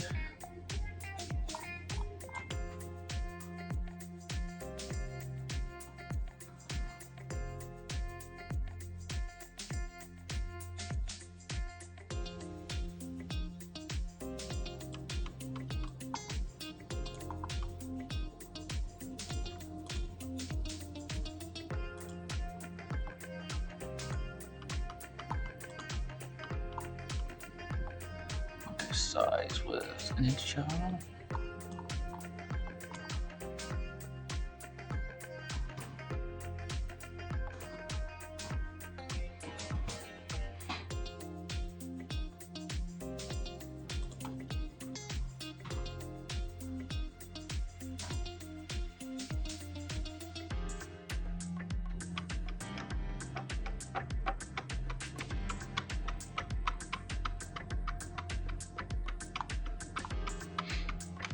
Oh, I got a couple of follows. Sorry for missing those.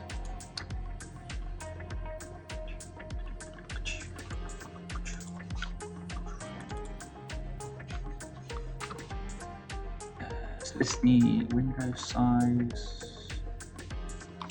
Was it? What was?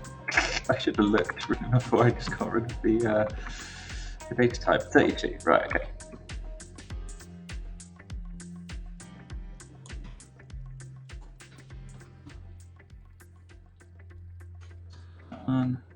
Window time, we've got window size, month day as well, so we need to get weekday and month day sorted. So that obviously depends on if weekly or monthly.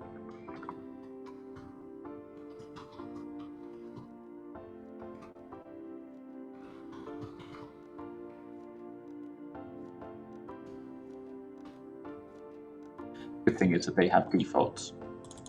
And because we've got defaults, that means we don't actually have to ask for them for this first iteration. Boom. Time zone. We do want time zone was one of the first things, wasn't it?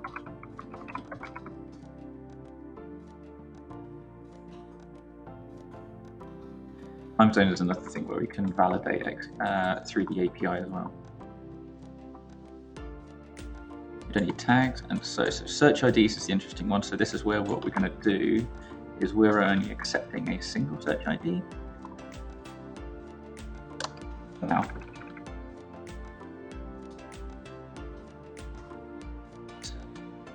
search ID as an N32.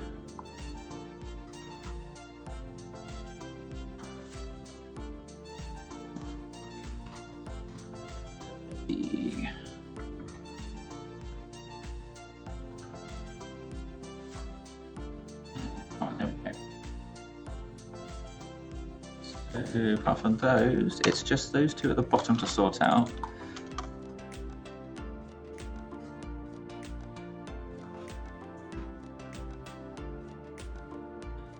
Now we got this problem. How do we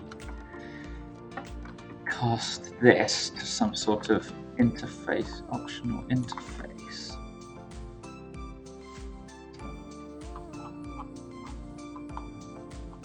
Cool. There's no documentation. There's no documentation. Let's have the interface. So I'm just on the official page for it.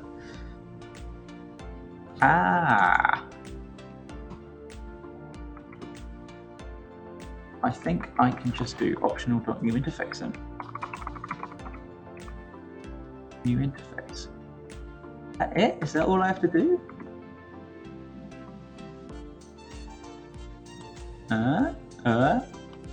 Unknown field search IDs. Oh, hang on, that's because I need to do recurring export like this.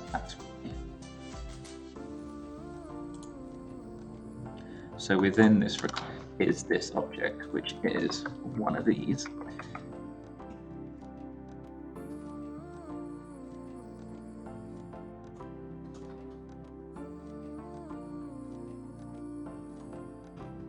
That should look better. Oh, swipe it got. Boom. No red, please. Oh. No red. No red. No red. Boom. Oh no, I see red just below. Ah, that's because we don't need it. What does this return? This returns these. Right.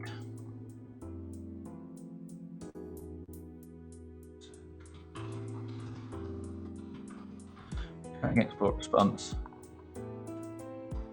TP response if you wanted to look at it, and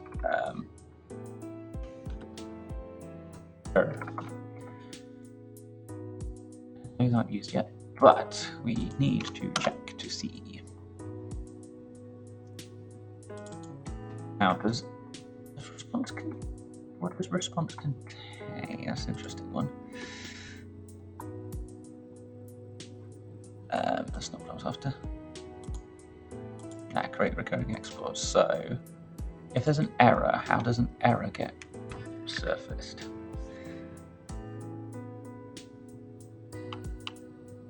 Recurring export. Okay, so that's not what we're returning. We're returning this. So does this contain an error? No. So what happens with an error then?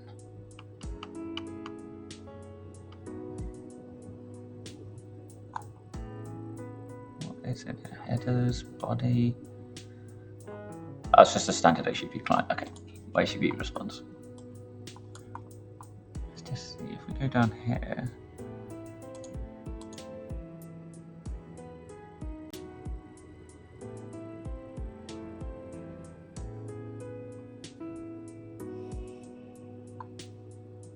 Key is used correctly. Right, cool.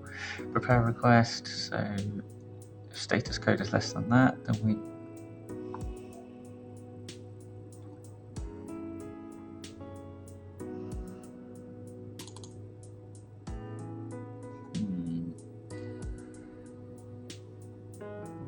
So if there's, I don't know, oh, we've got different status codes there. Okay, so if it's like a 400, we've got 400 in it, so there, 400. Right, so what happens here? So we get a new error. Client decode. So basically, I'm not sure what happens with errors, so I think what we should probably do is just return what comes out in here. To assume that if there's an error, then so error.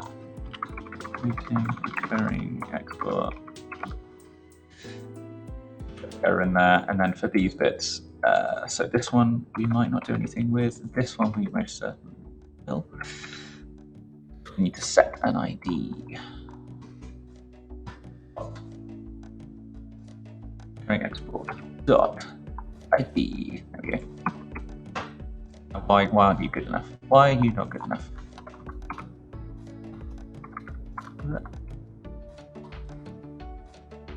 What's wrong with ID? ID's NID32. Aha. Okay, so there's a couple of ways we could do it. We could do a format string, or we could probably do it the official way.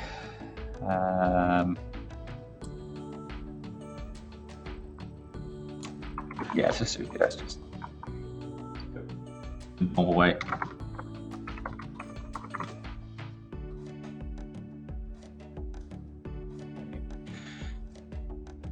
Then we need to check if any of these bits have changed. So what we can do is, so these aren't the correct terms. These are obviously needs to be like time zone and all that sort of stuff. So that means that if what we send to the API is different from what we come back, we store what came back. Time zone in this one.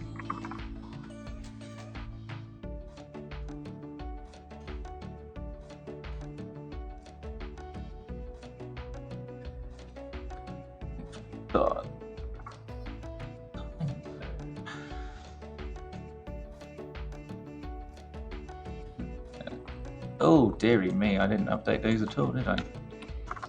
Okay, time and window size. Search ID will be s dot searches. Oh, it's going to be interesting. What's in here? Is this an object containing an ID? Yeah, there we go.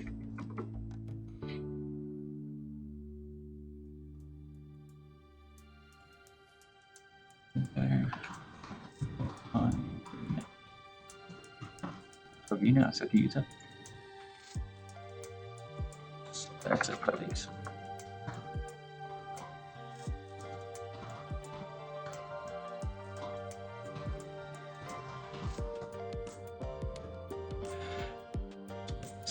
Slightly shorter.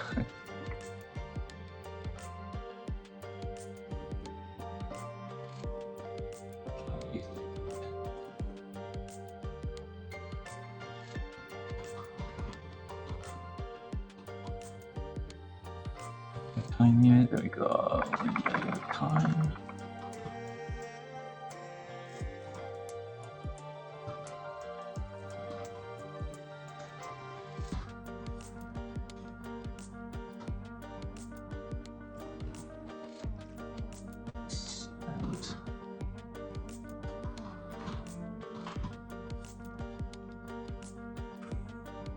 Size, right. We're getting there. We're getting close to doing the first API request. Only about 2 hours in. We're getting there. Create export with ID.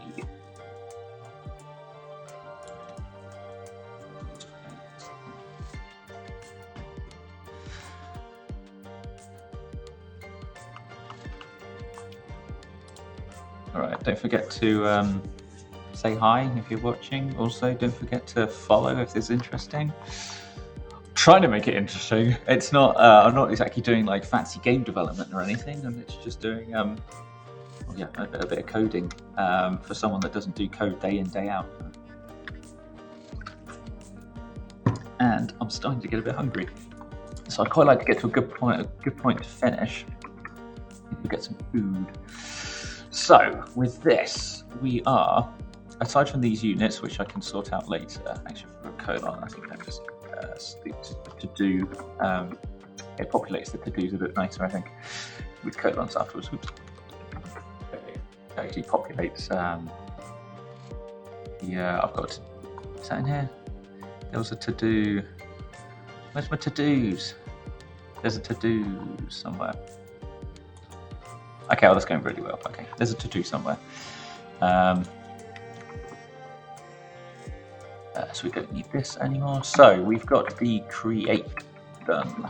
Now I need to check with the team actually, because we don't update exports, we delete and recreate them. So we have to make sure if we do that. And someone's at my front door, so I'll be back after I've spoken to them on Ring. 2 seconds, I'll be back.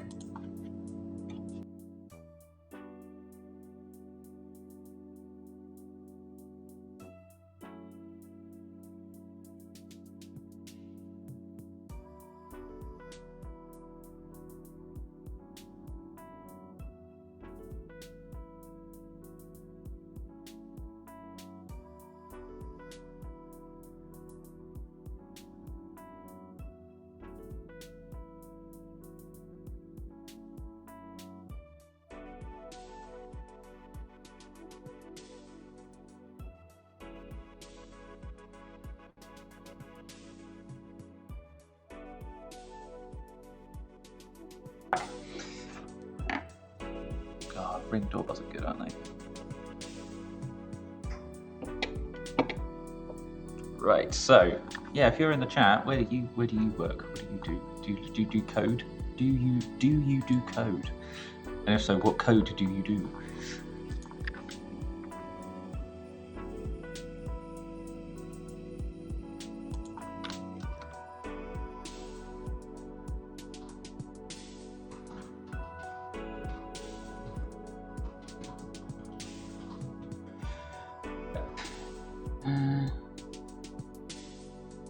So we need, so updating is interesting because we don't have update in place. What we can do though is we can set up read, and then update should just be we can do r.delete, and then d&m. What we need to do is check if there's an error with deleting, and if error is not nil, if error is not nil, then return error. Otherwise, we return the read, which is just an easy way of giving what we've given back what we've got. So read is just about setting all this information in here. So we can do a call, get a recurring export, pop everything in here. Poof. So we need to do all of this. What we'll do is all of this stuff, and then we'll fix it. Oops.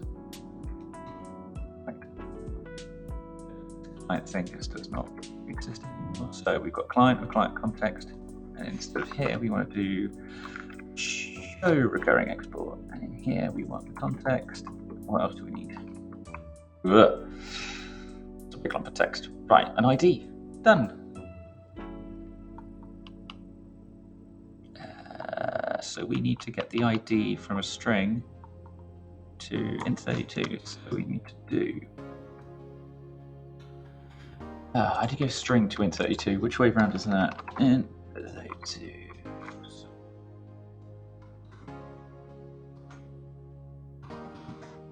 It's the what's the parsing type.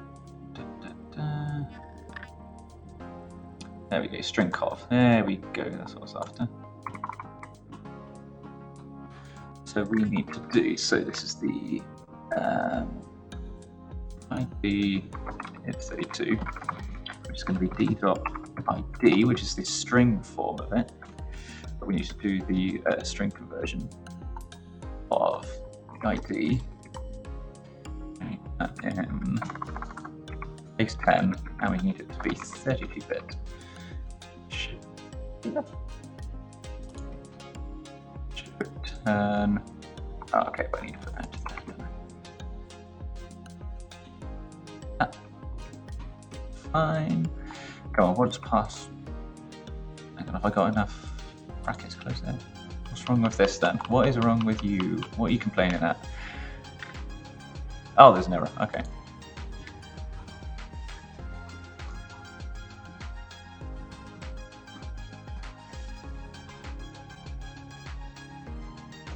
Fail early. Hopefully that should give enough information. I mean, it's a hackathon. I don't need to put everything descriptive into error messages yet. I can just sort that out later. So ID at 32 is not correct. I cannot use variable of type int. Hang on.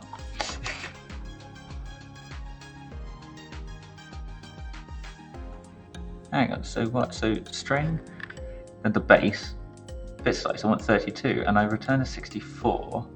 Pass it in terms of string given in base 0 to 36. So I would need to somehow. Do I need to cast it up? Do I need to cast it afterwards then?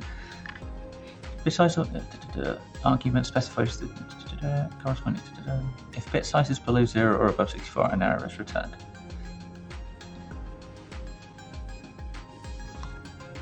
So I need to then what? 32 like that. That should work, right? Oh, no, oh, for goodness sake, is this like a... This feels really messy. But I need to cast, because there's the error is returned potentially, I then need to do another one of ID.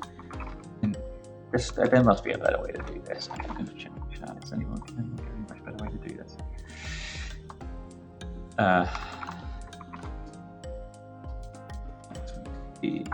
64 version to int32.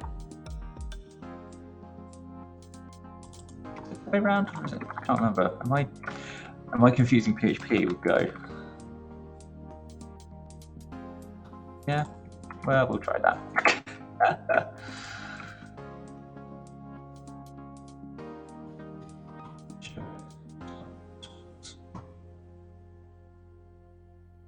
Never not used, right? Let's see. Yeah.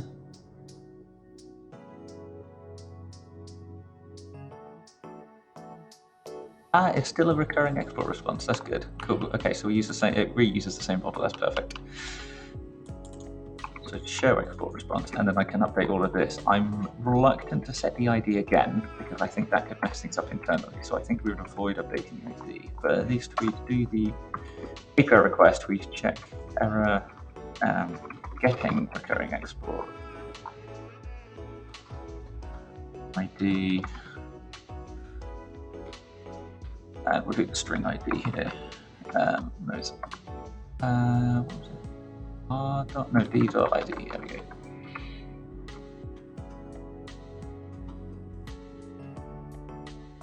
So we've got the recurring export out, and then we do this, and then we return that, and then we go bish bash bosh, and return nothing. Actually, we've done a read. Actually, we could save a bit of it.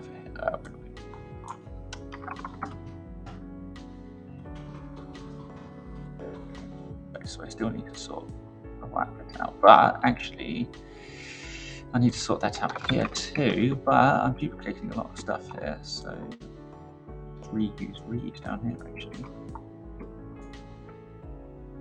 Got the ID, so as long as I set the ID, I can then do a read, can't I?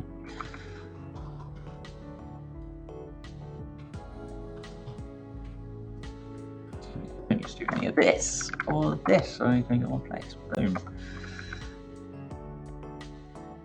And then cat can go.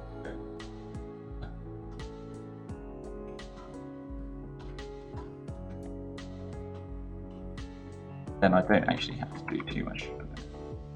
I use that twice, so I could do that there, and then B. And I don't. Blah! Why did I scroll there? Right.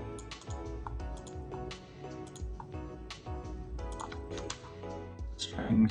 Then I don't need that. Right, cool. I can get rid of that then. Right. And I can get rid of this. Right. Making progress. So read is this. Need to sort that out. Update does the same. It does delete. Then it needs to do a create. And it needs to go create. Actually, you can just return create here, can't it? I don't need to read because that in turn will do a read itself. And delete. So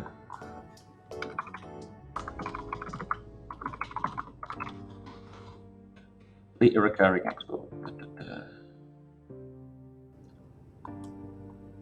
So what I need to do afterwards is 70.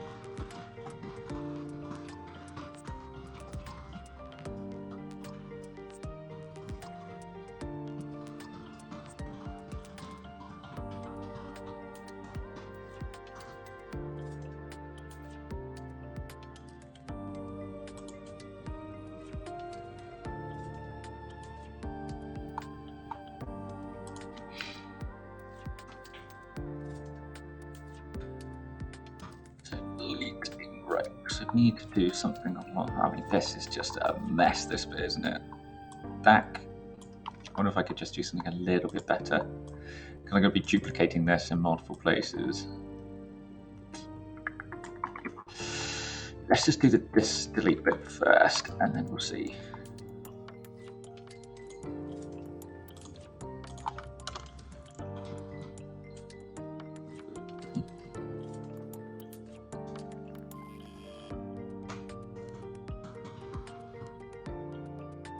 Delete recurring export, so we fix an ID, HTTP response, and error. So actually, we don't have a full response like that.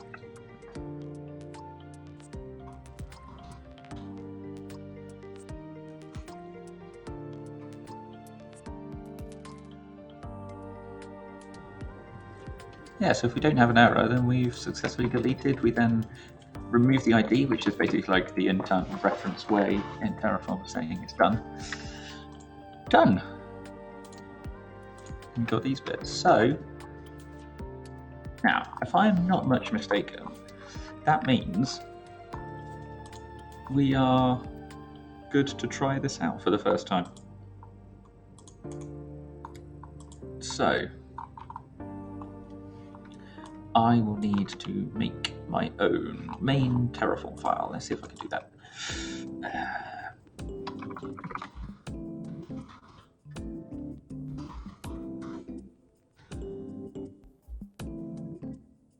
I've got an example one in my arsenal somewhere.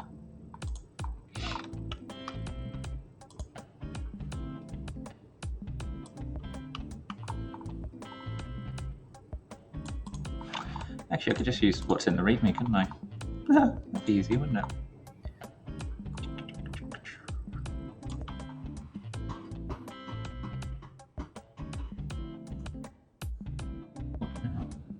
Within here. Main.tf, is it? It's TF, isn't it? Right. So, Terraform, providers, Stripe. I need to Stripe.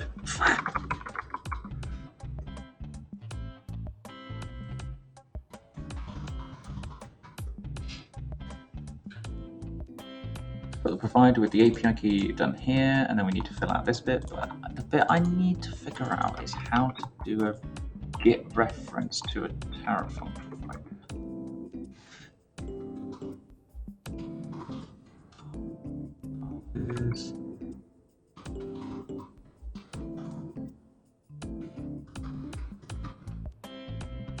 If I could specify a local file path, that would be even better, because I can just reference this current directory, and that's the entire module.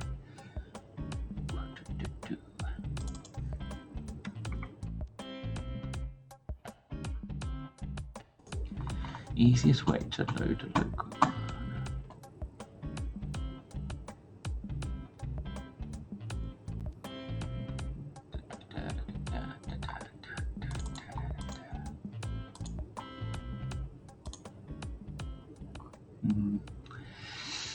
Has anyone done that yet?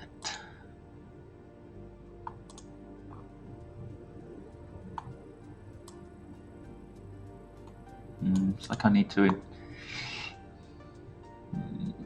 I guess if I install it locally, do I get a version number?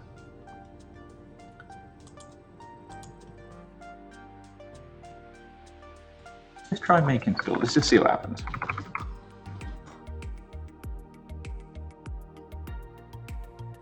So compile does get, it then builds, and then puts it into the plugin directory.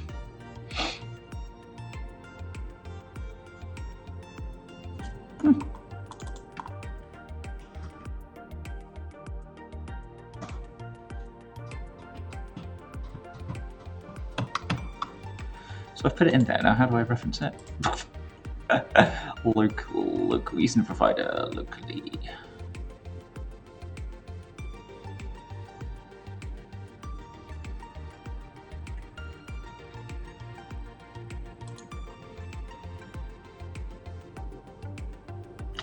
Now, does it know, because the file path is this, does it know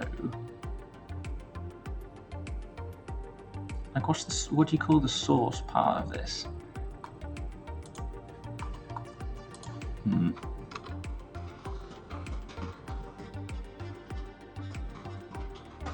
Locally installed provider, come on. I'll find locally installed provider. Okay, there's a clue here.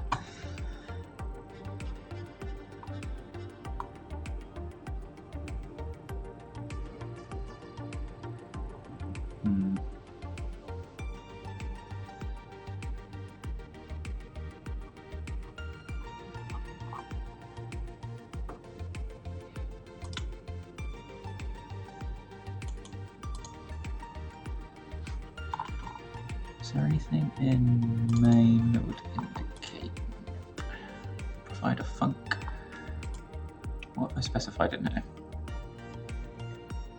There's no like fancy name or anything in here either. How do I?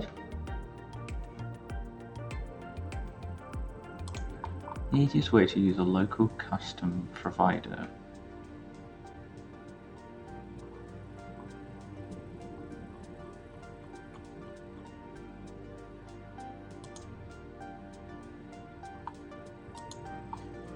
In-house provider setup, right.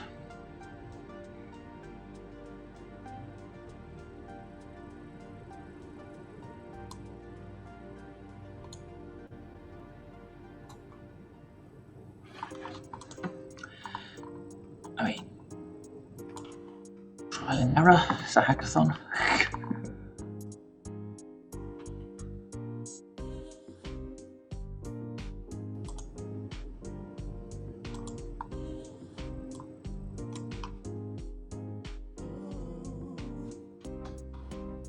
Star.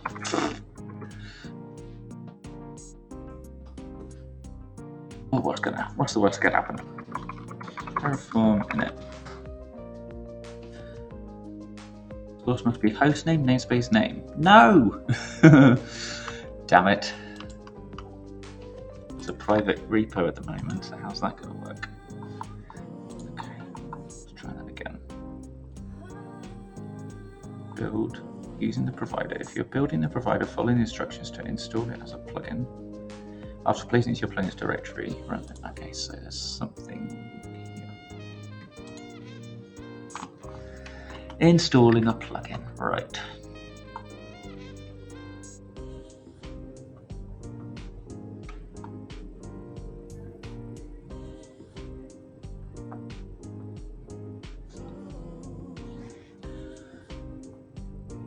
This provider use?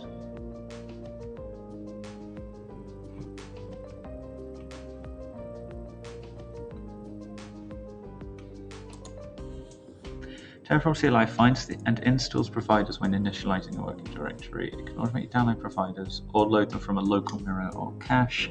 If you're using a persistent working directory, you must reinitialize. To save time with bandwidth, Terraform CLI supports an optional plugin cache.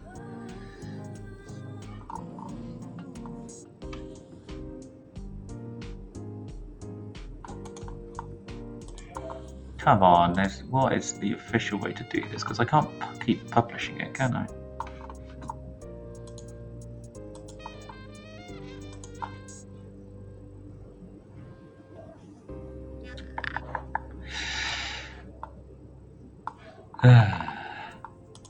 There's got to be a way. Come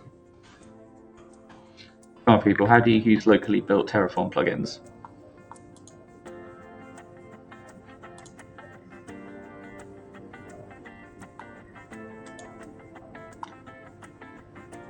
Develop and share. So learn more how using the plugin framework. Right, okay, plugin framework. Concepts. Test and publish. Right. Learn how to write acceptance tests. I actually want to really try it.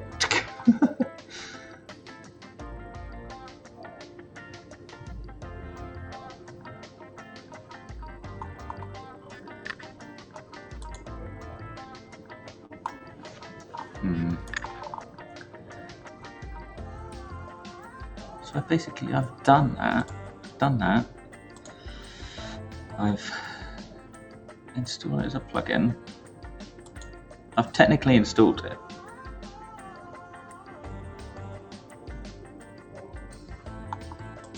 In here. So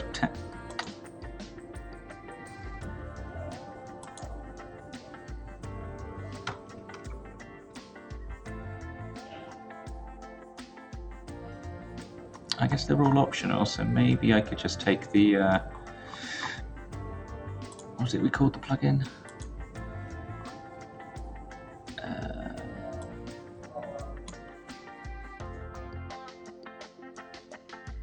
So I could just chuck it in there.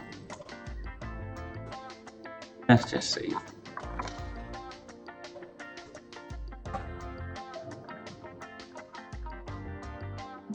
String does not use correct version constraint. Oh, I don't know what. How do you know what version?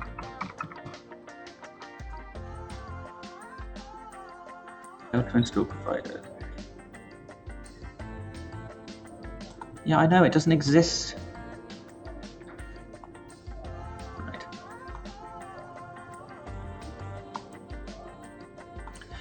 They deprecate something. I can just use this. Right, so that's something. Right. When you got further, finding Hackathon, Terraform,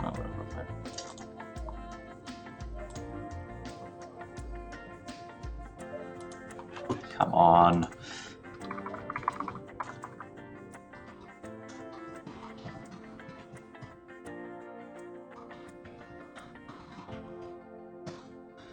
Use a locally installed provider, come on.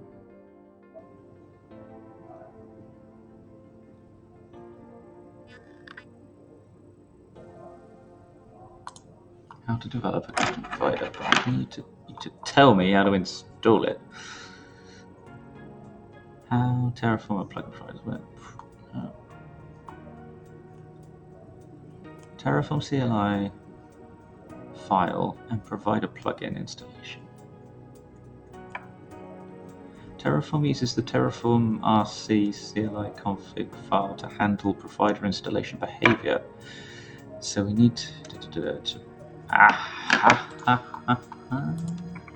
let me just bring this up so everyone can see it, rather than me just like laughing at code editor. This was it.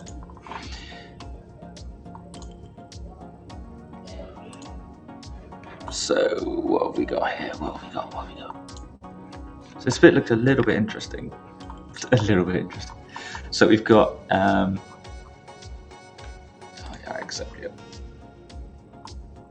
So down here, so there's a Terraform RC. So let me just see if I've got that locally.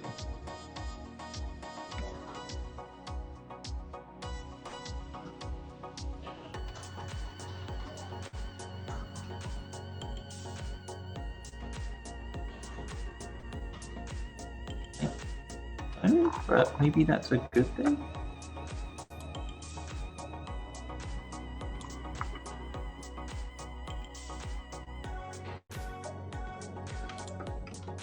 I've put these in here.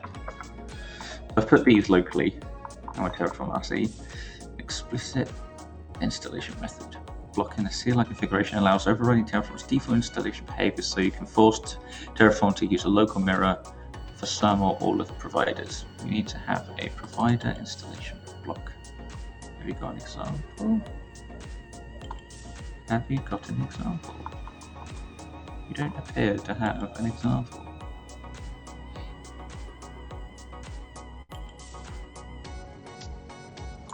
In order to copy and use the custom provider we created, we need to create the below directory structure inside the plugins directory. Okay, so we basically tell it to use the cache, and then we can then have this bit here, so we can have like, what's target in this case?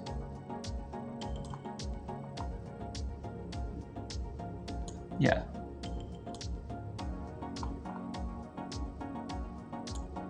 So Meltwater, yeah. Right. This in and see how we get on with that instead. Put that in the make install compile. So we don't want to do that. We want to do the whole thing here. So we want to do here, then we want to do just do meltwater.com. Meltwater 0.0.0. Do we need to give it a name?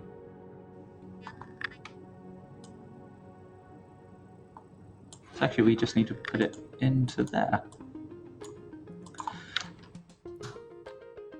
What a lovely little file path that is. Ooh. Oh no! Right.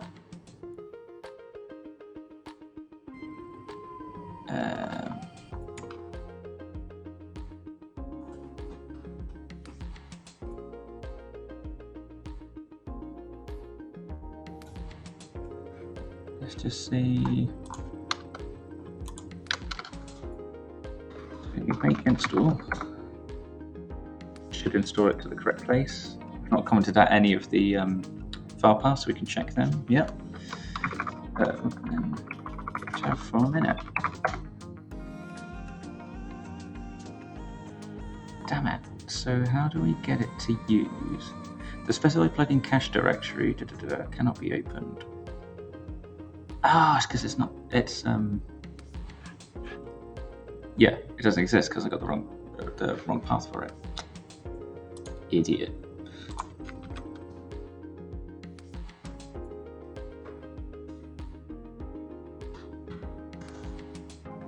Plugins Terraform.b plugins. Cool. Again. Please work. No, even worse. Finding hash. Oh, now I can actually use the proper name for it. Ah. So this will be meltwater.com/meltwater. In case you couldn't keep up with what company I work for.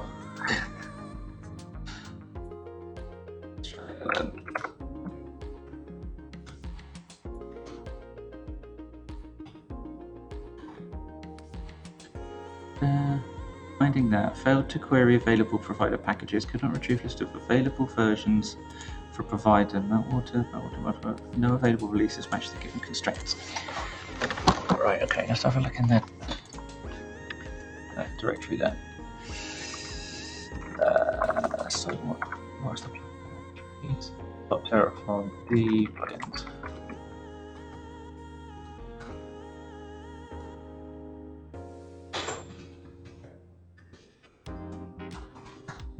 Issue then. Right.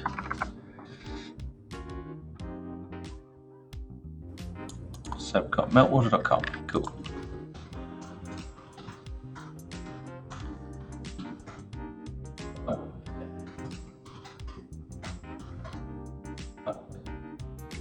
Hang on, how many meltwaters are there? 2.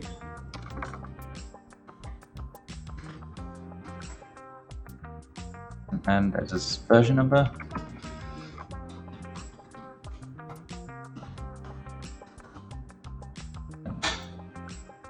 So I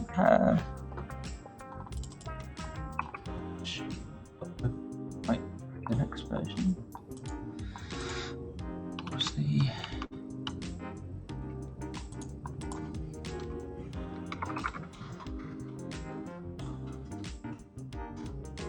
check I'm looking at the correct.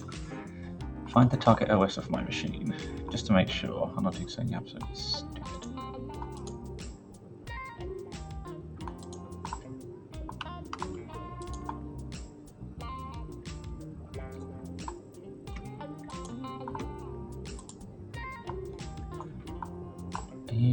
No.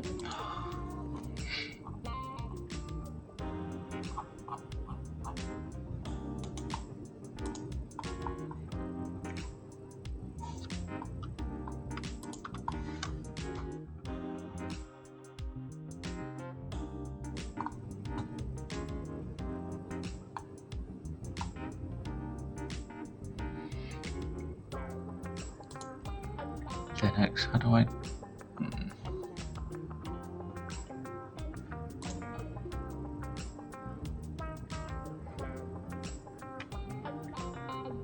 just want to...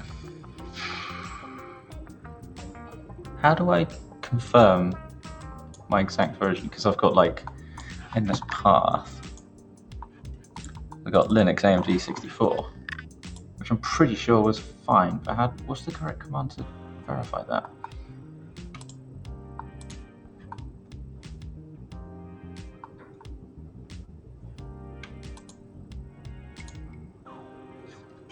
Anybody?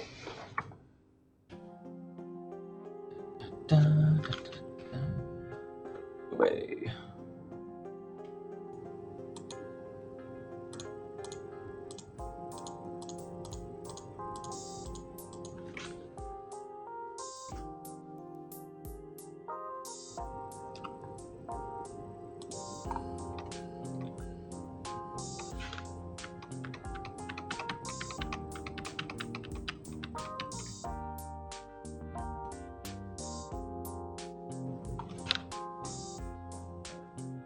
Come on, how do you confirm that? Because that appears to be the...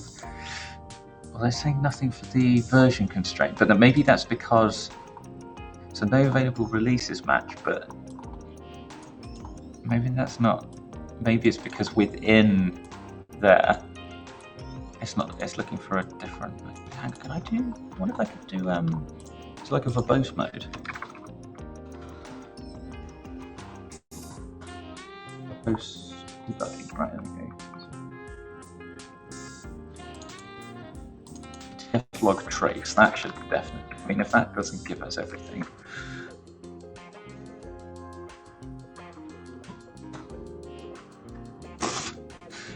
Right. Oh, okay, there's actually quite a bit there, right. Okay, right. It's assembly, Found... Yeah, so it found it. Ignoring non-existing provider search directory. Checkpoint disabled, not running.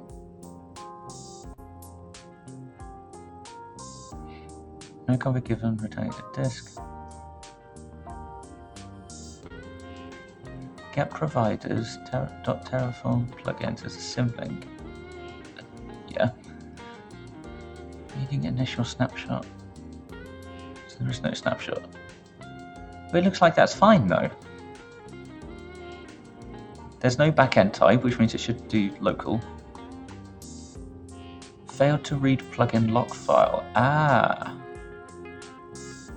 What is in the plugin lock file?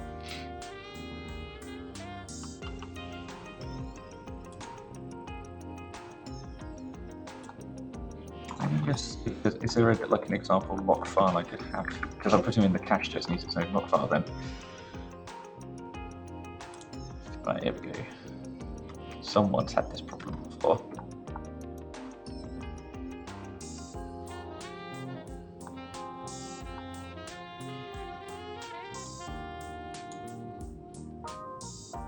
Let's look at this thing.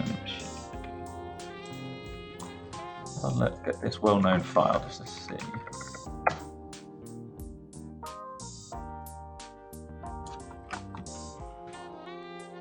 That's not what the log file is. Okay, I'm just going to create an empty JSON file in that location.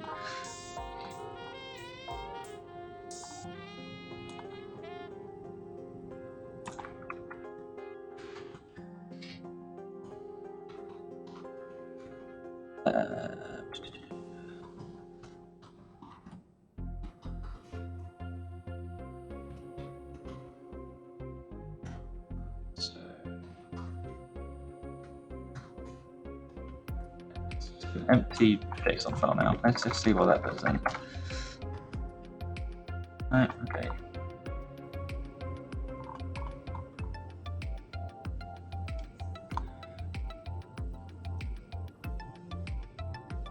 Found for Linux. Initialize backend, no backend given. Failed reading log file. Open that, no such file directory. Sure, I just created you, yeah, and I can see it right there.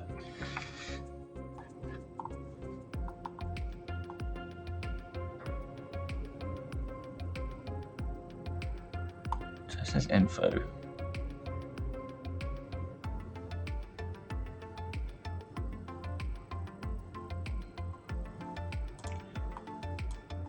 But clearly it did. Failed to query available package provider packages. I mean, it finds it. It literally just, it says found package.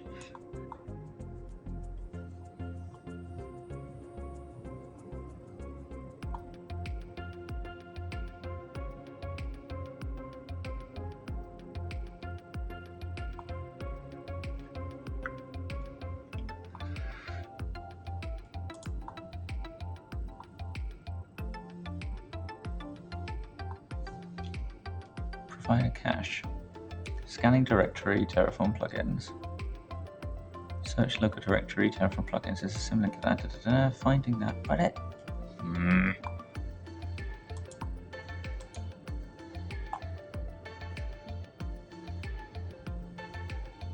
Oh, this is so frustrating. I may need to get some lunch.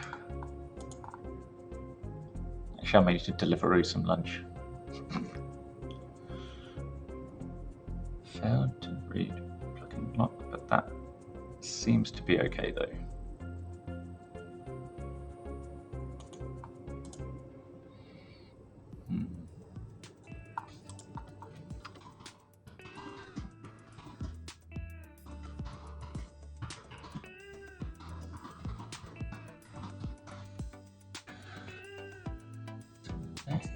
Which is the actual error?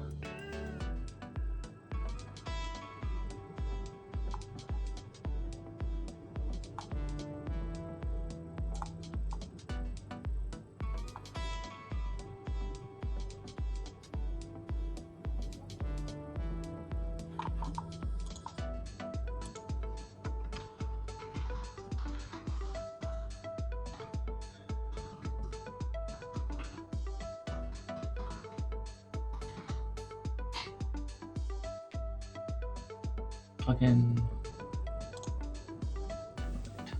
Let's just see.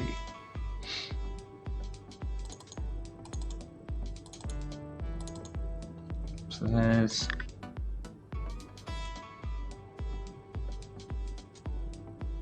a lock file. I don't get it. I don't get it.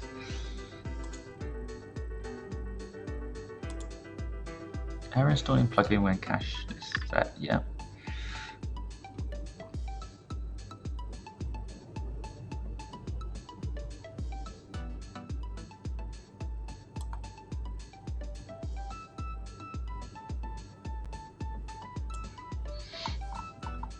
Set the plugin cache directory, Terraform in app. Additional context.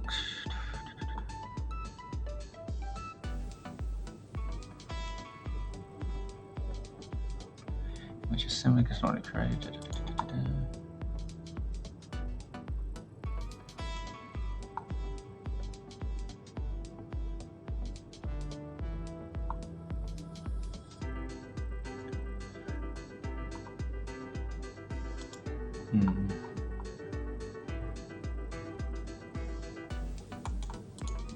Yeah,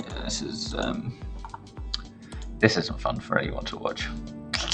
Me staring at code and logs. How many people are watching me stare at logs? Okay.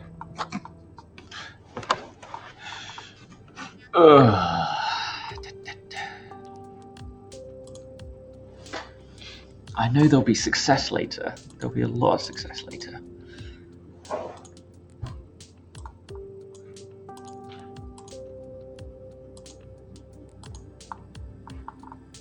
Let's see if there's anything else on here.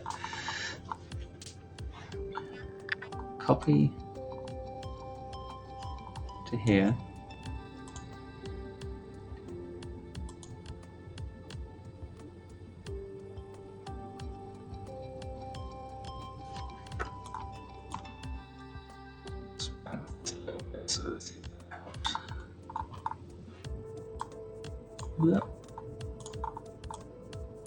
Oh, come on.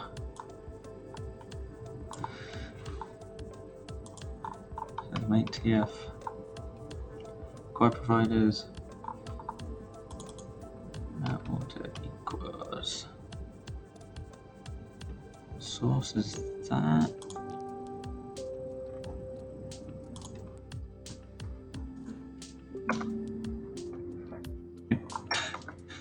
You just check it's actually doing it properly. Yeah, it's running the whole thing.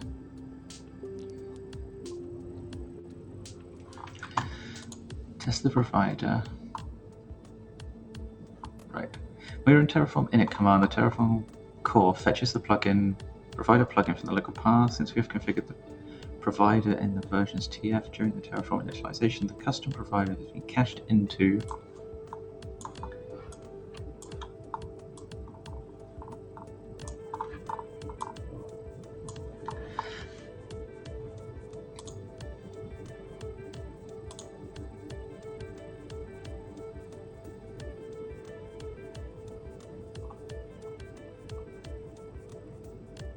resource Terraform.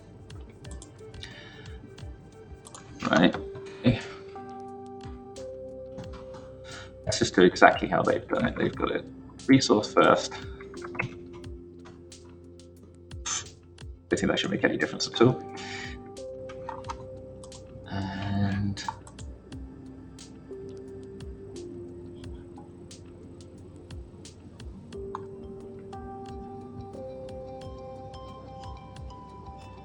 I guess we can create a versions TF as well, just to be sure, just to make sure we're completely mimicking this.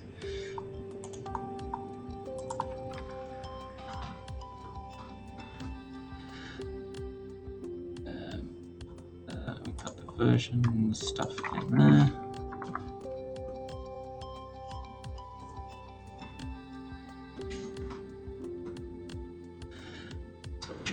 Now.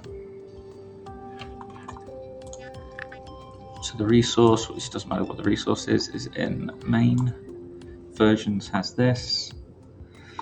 We run Terraform init. Terraform core fetches a provider plugin from the local path. Since we've configured the provider in the versions TF file during the Terraform initialization, the custom provider has been cached into plugin. How did they define that directory then? Where's plugin cache there? So they got plugins, but then they got plugin.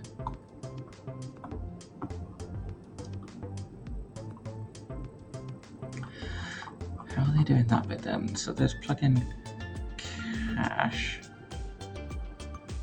Okay, so they still have it as plugin cache here. Let me just put that back.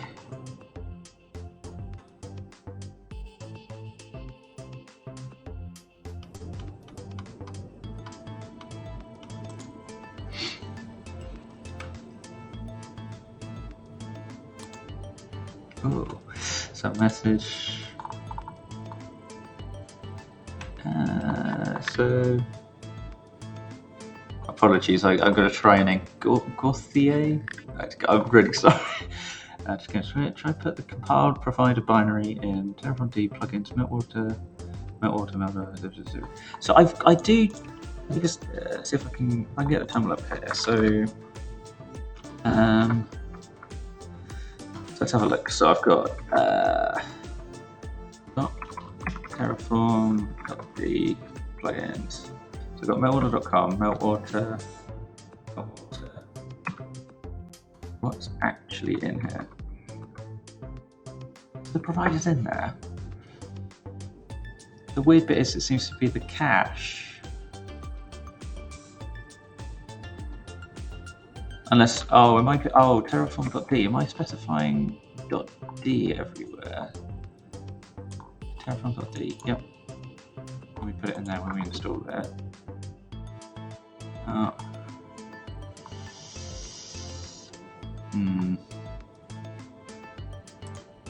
There's definitely, because I'm on Ubuntu.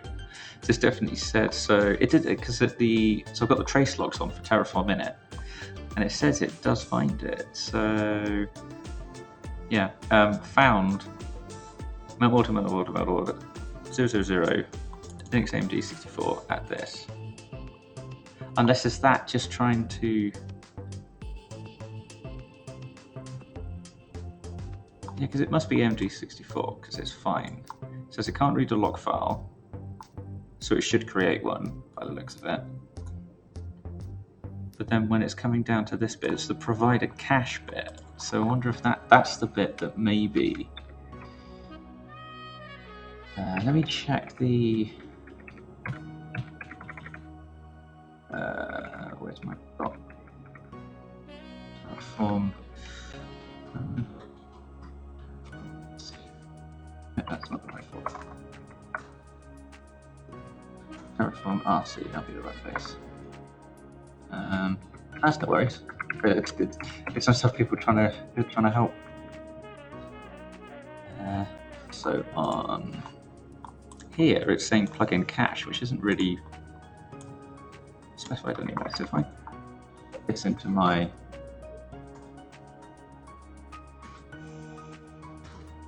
do it again, and it will obviously magically work. I need to go back to where it was.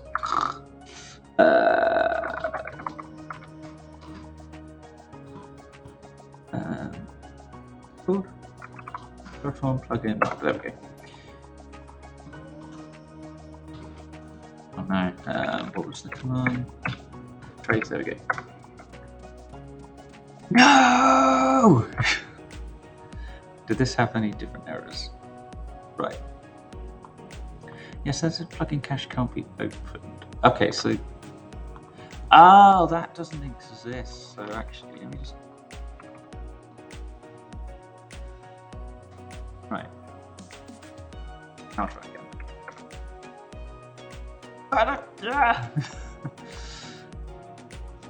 So it finds it.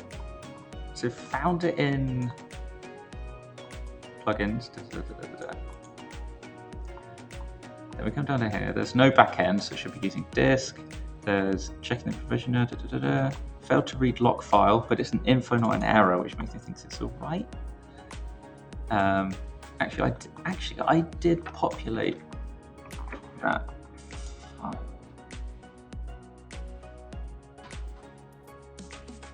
That file does actually exist.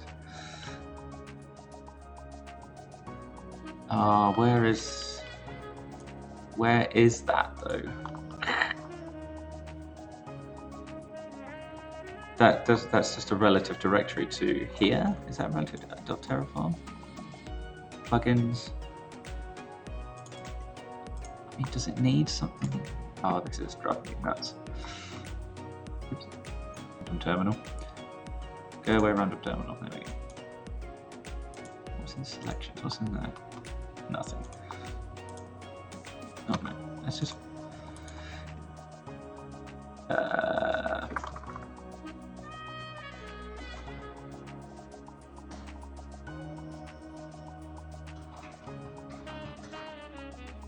Some.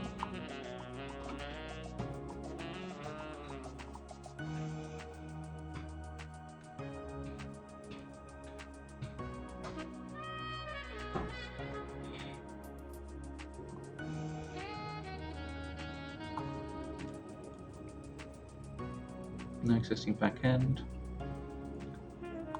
Checking for provision.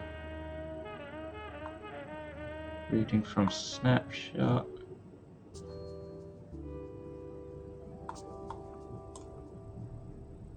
Terraform is a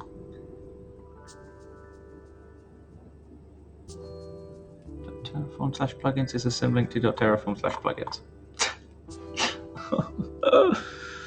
Okay, let's try putting in this local that's in this current directory. Should I just put a copy of it in every directory there has ever been?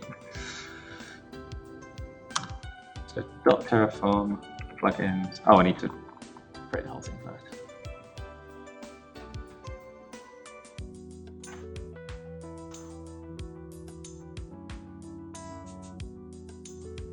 That should be it, actually. We should end up with a directory structure in here.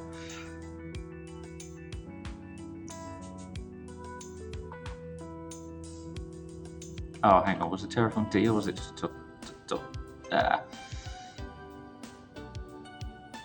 Terraform D plugins? But it also was trying .terraform plugins. Okay, so we need to change that slightly. Disappear. Okay.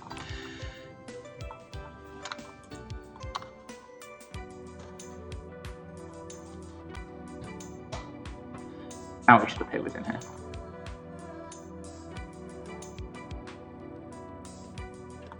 Right.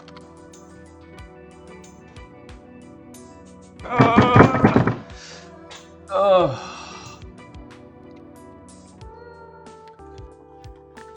Come on.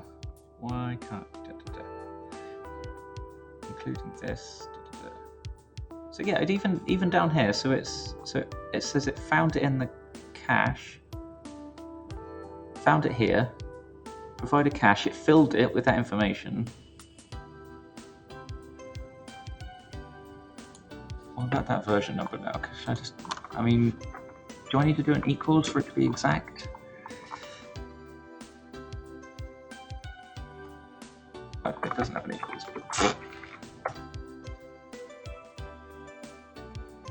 Okay, well, it had red text that time. What does that mean? Okay, it's not red anymore. It literally finds it.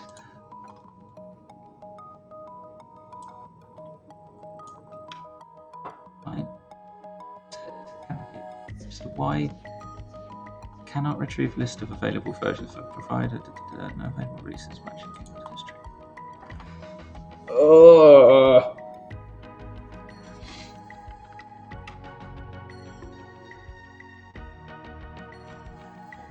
I'm going insane.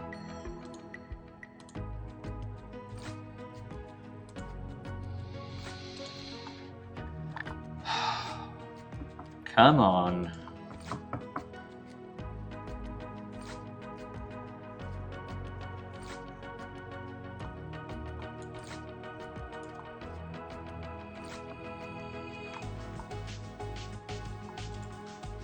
So what is in my local cache now?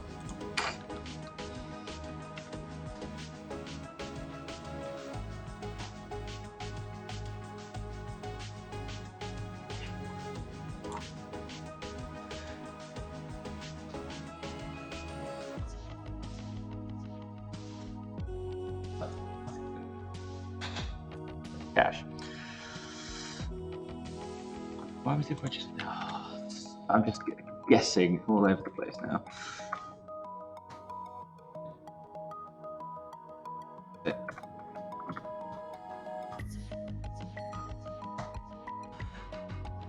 Terraform RC file messing things up. Let's find out.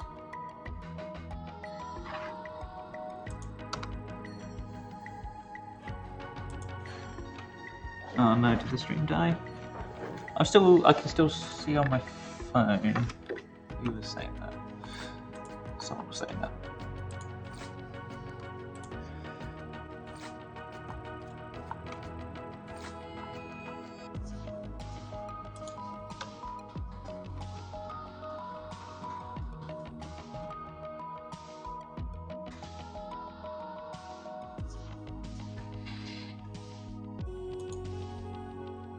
So if I go in a worse state now, am I in a worse state? Right, okay, it's just... Right. Okay, so...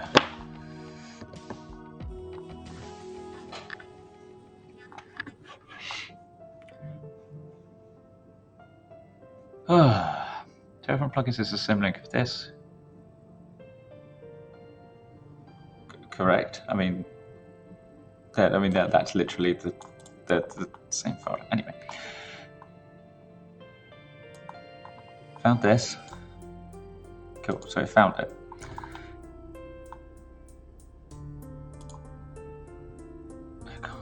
No config for the back end, which is fine.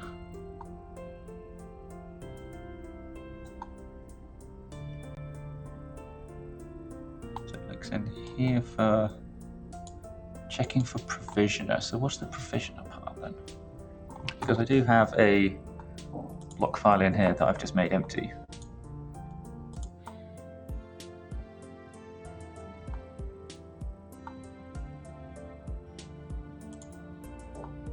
provider. What's the difference between provider and provisioner?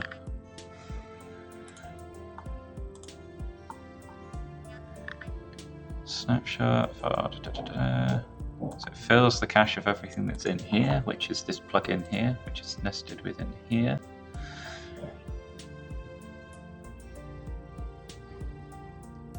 Found that. .terraform. It includes this in the cache. It's a candidate. No available releases match the given constraint. 0 to 0 to 0 to 0. I mean, is that just a bad version number or something? Should I just use something different, maybe? One? Or is that just bad form?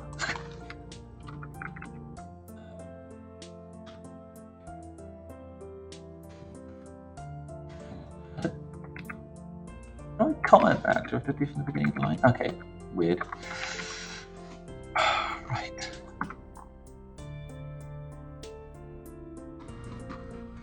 Install plugin.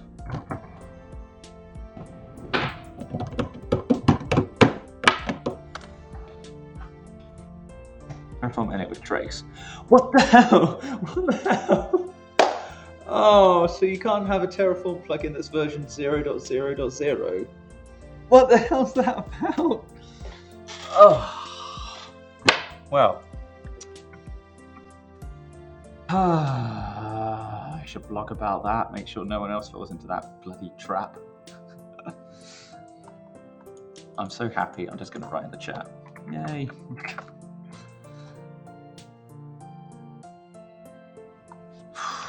There was nothing in that error message that said anything about 0.0.0.0 being bad.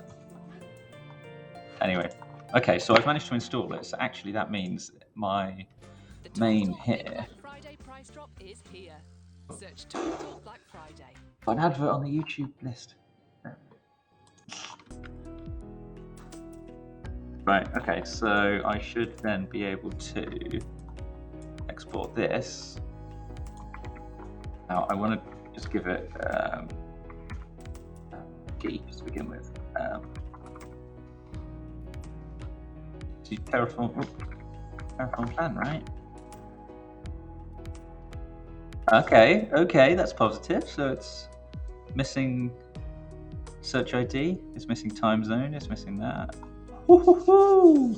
An argument named is here, it's not expected here. Cool, that's good, right. Okay, so I actually need to just populate this with what it should be. So there should be search ID.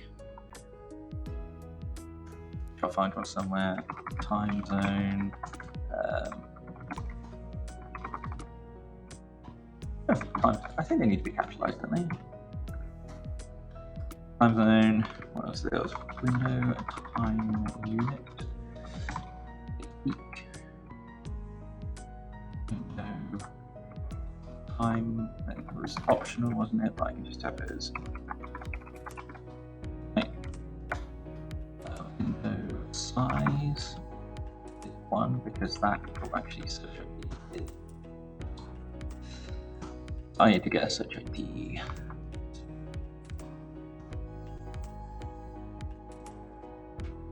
If I'm incognito, am I still logged into the? Am I still logged in?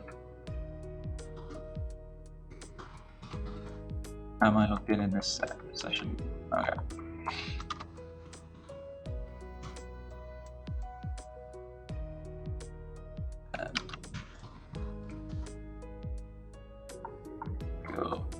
So for the non-Meltwaterians, easiest way I find to get a search ID is to go to my Explore list of searches and pick one. So Paralympics will have a small amount of data, I think, and then I got a search ID up here.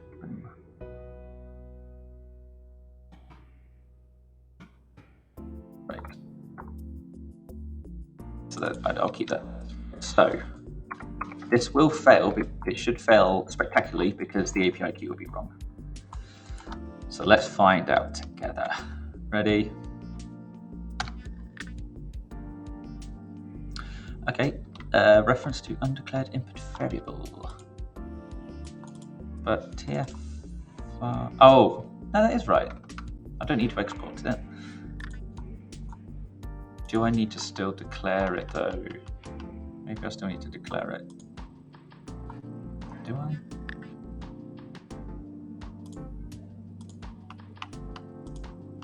Where did I get this example from?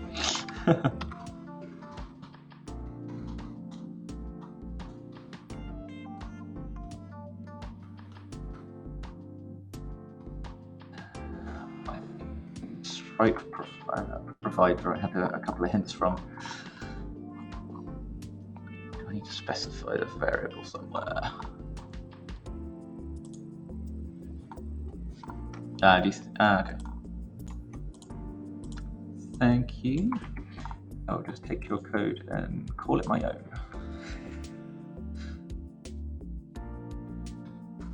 I find it weird having the resource under above the provider. Is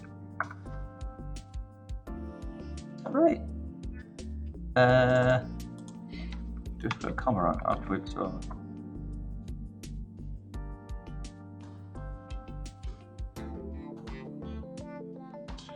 Cool. So then, the fact that the variable exists means that that exported the environment. Ooh! Oh, nice! Oh, this is nice.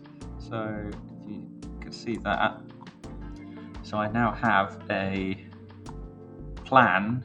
So we generate the ID, so that's an export ID that comes when it's generated. So what should happen now, if I do apply, I should get an error of some kind with authentication. Can I provide? Oh. Yes, I do.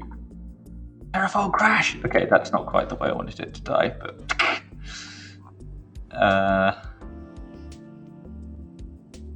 Transport is closing. Ugh. Panic. Oh, okay, so... Oh, okay. Oh, because this is a pointer. I don't need it to be a pointer necessarily, so... Where was that? Conversion, can you help me with... create. That would be create within here.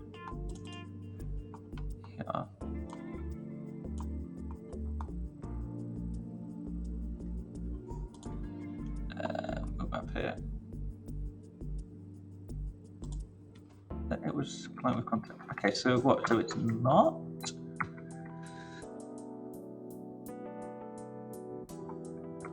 Is it as simple as that? I mean, that's the one thing that's kind of annoying about the Terraform provider stuff. I just think that would solve it.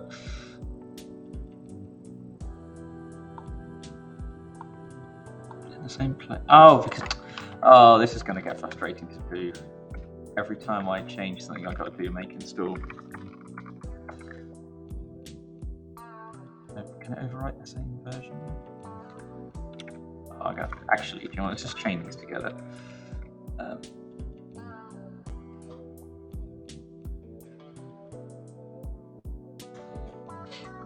Now I won't forget. Oh no. Plugin reinitialization required. Please run check. Oh, okay. How many commands can we chain together now?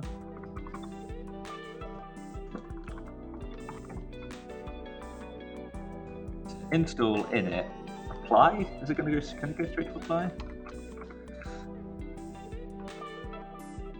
I mean,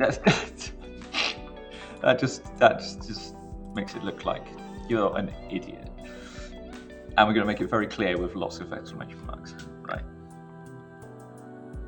Interface is int, not int32. Okay, well we got past that line.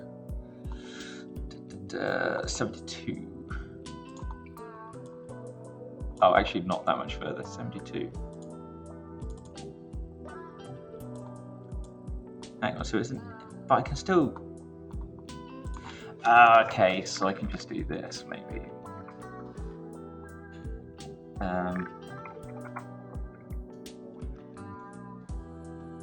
I could also panic. I mean, there's probably much nicer ways to do that. It's what in it, reply. Actually, I think it's fine, I guess it'd be.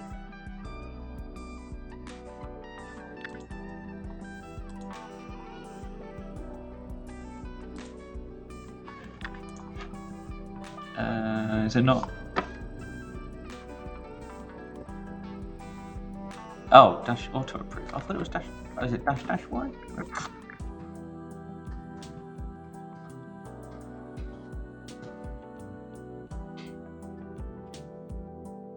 Crash. Right. Okay. This might get tedious.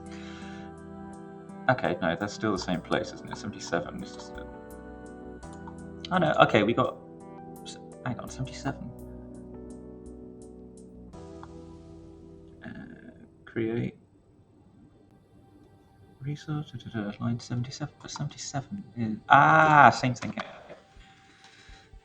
So it's either stored as an int or a string, and then we need to convert it to the specific bit that we need.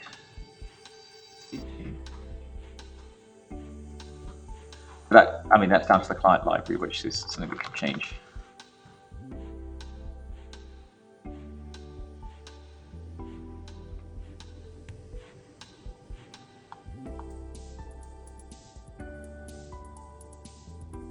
Unsupported protocol scheme. Oh, hang on. Do I need to put the base URL in myself? I thought by default it might have it. Hang on. Let me just. That won't be in here. Is it? Oops. In the Swagger thing, is there API.meltwater? Okay, so it's support. I got tag support. Okay. Okay, so it's here, but it doesn't appear to be in. Everything's relative to that, but it doesn't specify the base URL. Okay, that should be fine. I should be able to do that in. Is it provider where I set up all the default stuff? So I've got like context and stuff. Yeah, user agent. What else have we got in here? Base, path, or host. Host, I guess. Now, does host need to have the entire thing? It doesn't give. I bet it won't give an example, will it? I'll base. I use new configuration, don't I? Oh, I don't use new configuration, do I? Where am I? Provider. Yeah, I just created it myself.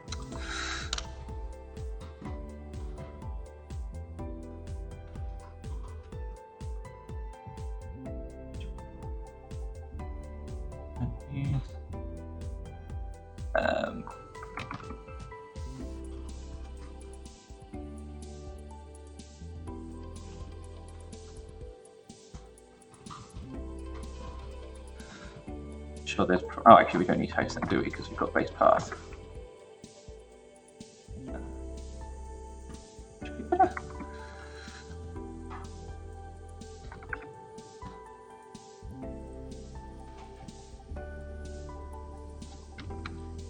All the success that's happening, there should be hundreds of people watching this right now.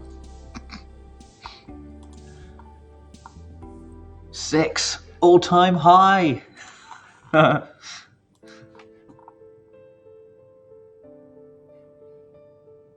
Oh, I need to correct the Twitch profile. Oops. Right. Okay. So cannot unmarshal object unauthorized request errors into. Oh, that looks like a client library issue then, doesn't it? No, that should be all right though, shouldn't it? Into bad request errors.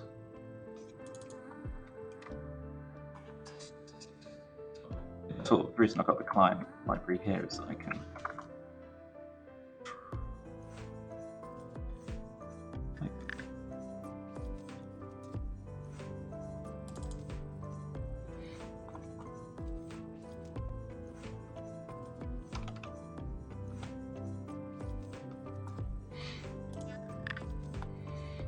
Yeah, I just want this to return a note. Nice error. I would rather this said like API key is not valid or something like that. But yeah, let's just try with a real API key. Let's just try. Where's the API key? Where did I put my API keys? Let's see if I've got them here. They're so safe, even I don't know where they are.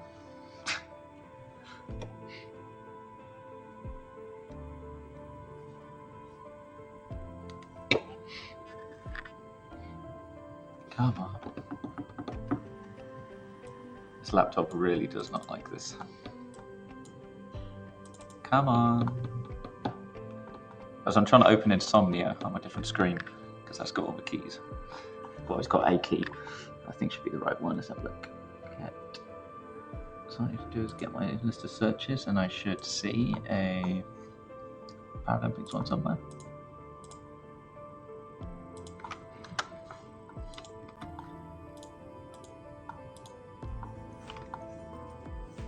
Nope. Okay, I will just create a new one because that's how good the new interface is. So I'm in my own account, and this is the new feature for anybody that is looking to use the API. API key management now happens within the app. So I have my API key, my API token created here on the 25th, but I'm just going to revoke it. A, because I don't know where it is and anyone could have it, but I can also generate a new one. Because I lost the old one. And then what I'll do is I'll probably, as soon as the stream's over, update that. That's good practice, right? Okay, so damn it. What I'll do is, what's the best way? That key will disappear.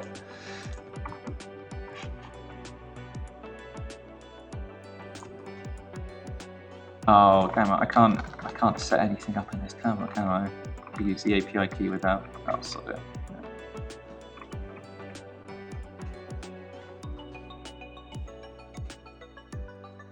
Yeah, I was just hoping that I wouldn't have to put the key in the terminal.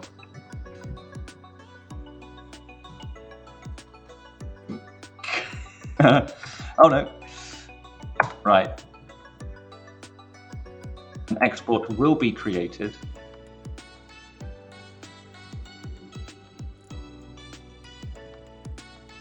Unauthorized. Perfect. So maybe the API key is not getting through. Are there any? Can I get this to run with the trace logs again? Aha.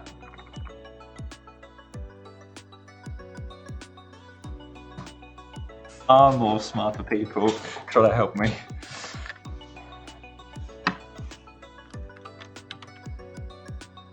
Okay, that means that there was something wrong with the information I supplied. What I would really like though is the body. Can I log stuff? I don't think so. So essentially in, because it'll be the generating bit. I have an HTTP client here, or HTTP responder. So what I could do is tack onto the end of the error that I returned. Yeah, is this the error that we see? Oh no, I do log it. Oh, hang on, actually, maybe the log levels in here. So if I just do the tf log equals trace. TF underscore log. Maybe not trace, maybe both.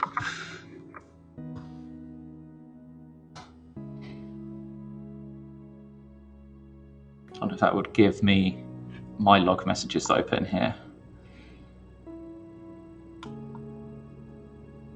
Apply error.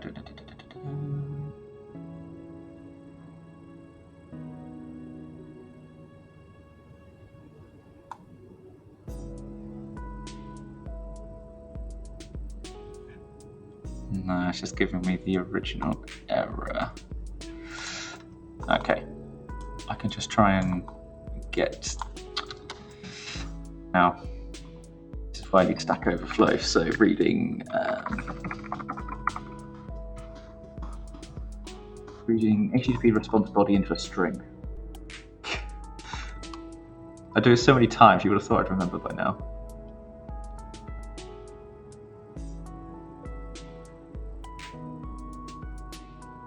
Response, but hang on, you can just do... Oh yeah, there we go.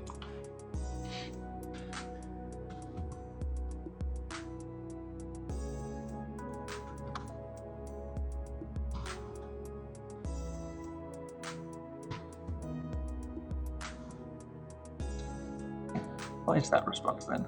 Is that not a normal response?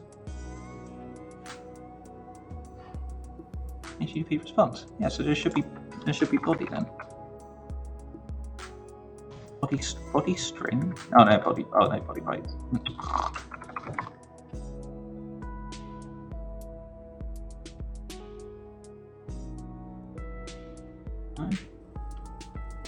Oh, it's because I can't spell. Idiot. Oh, I still can't spell. There we go, right, and then we're going to get body of string, and then we can just chuck that on the end of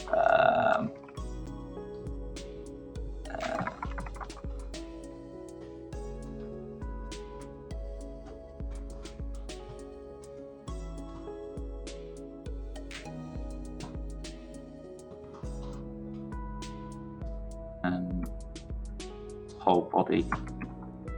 Now, if that could work, let's find out. Let's feel like proper hackathon style.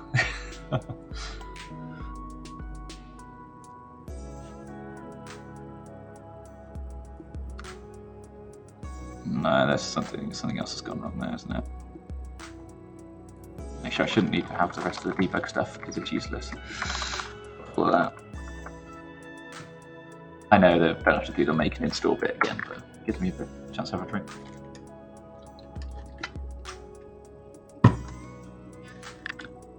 Damn it.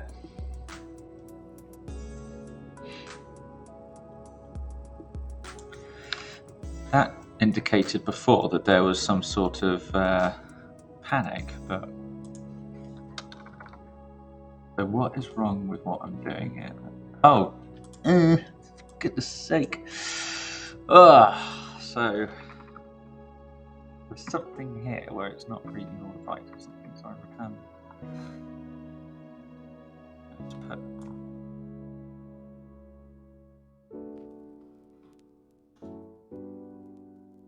make sure we're actually falling into the right place. This is like the worst kind of debugging. Don't judge me, I'm a manager, so I don't write as much code anymore.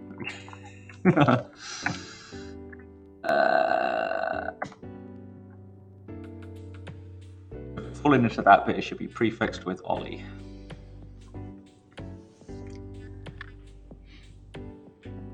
Go. Oh, okay, so the body's already closed at that point?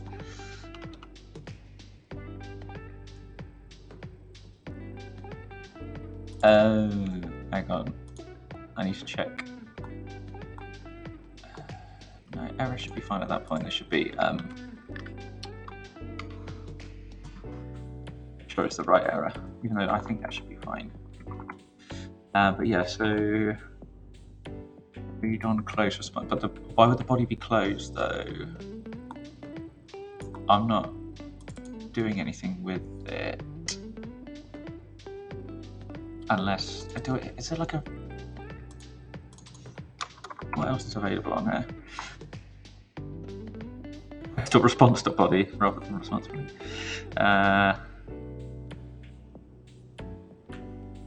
There's nothing else there really. Body represents the body. The body is streamed on demand. If the network connection fails or the server terminates the response, read returns an error. Yeah, but there's no point in the client returning it if it's already closed, though. is always non-nil, even if responses without.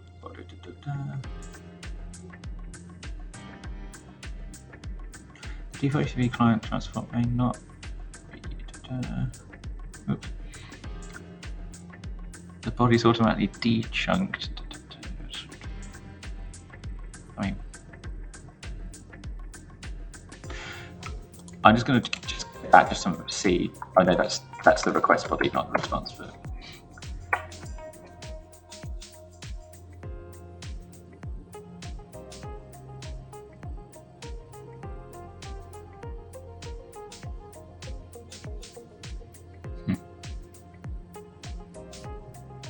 Okay. Hang on, that's a different error. Where was that from then? Okay, so the request body is available and it comes through here, but the request body appears to be empty for some reason.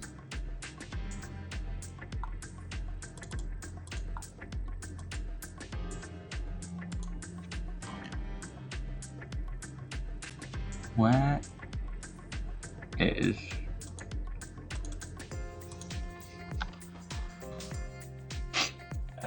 I mean, if the main response body's gone, this isn't going to work anyway. It's either going to be empty or it's not going to be there. But that's so annoying if it's closed, so I can't read it.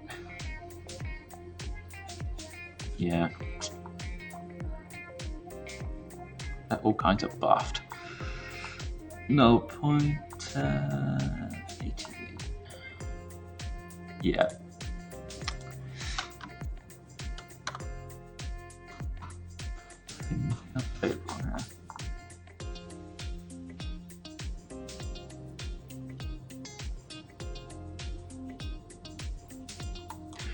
Right, let's have a look and see whether it's happening in the client, because I wonder if there's is it like a defer close or something somewhere?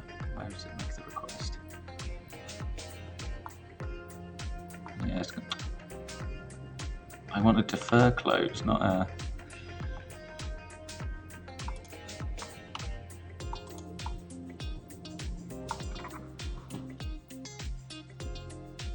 Shouldn't it? Hang on, the local body, does that return somewhere then? To succeed, return the data before it's passed on to decode error. Where does the error come back then?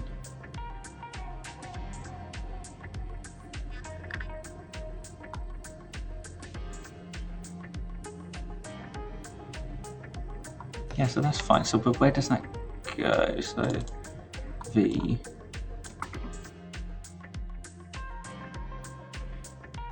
Oh, hang on. The error response is a custom type of error then. Ah, of course. It's just, it just basically looks like an error, a single error, but it's actually, if I how do I figure out which type of error it is though?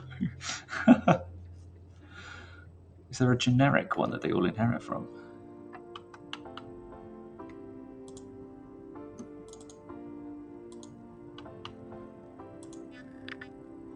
Anyway, I know this was a known processable entity. Oh, bad request error. There we go. So it's an array of bad request errors. So is there a generic one in there?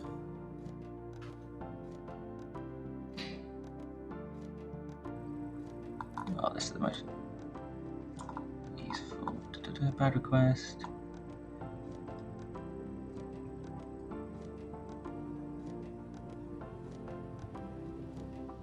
So does this? Is there just a generic error?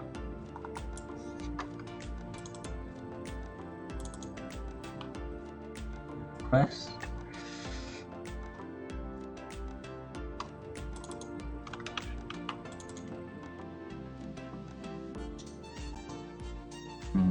I mean, they should. They're all structured the same. So they should cast, but I just want a generic version. I mean, bad request isn't quite generic enough, because that would only represent like 400 errors. 4x.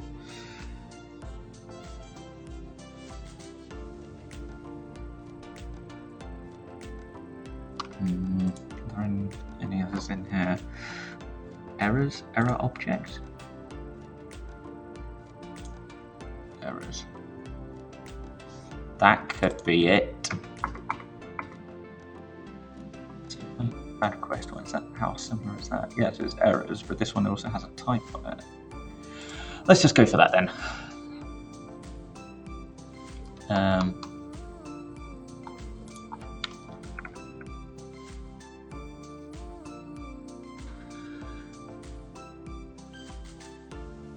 So if that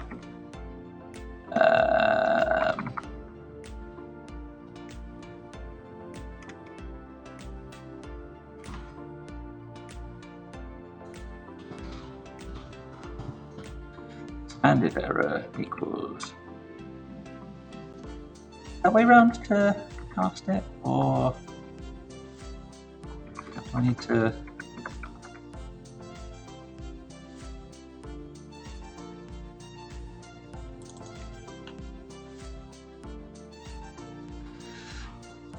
Right, now I need to get this as something useful. Is this end up on? Oh, sorry. Why am I saying sorry? Variable of error type to swag out errors.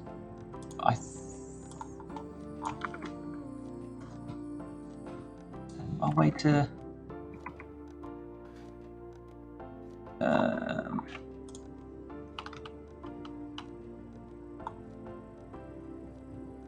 Using this error. Damn it, that's true. I'm missing something then, aren't I?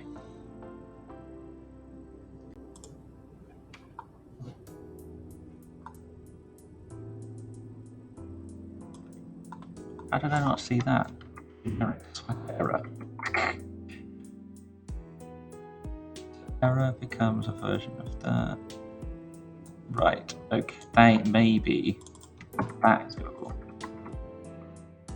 Yes. Body. Bites, yes. Okay, so I should be able to do. Wow, that took way too long to figure that out.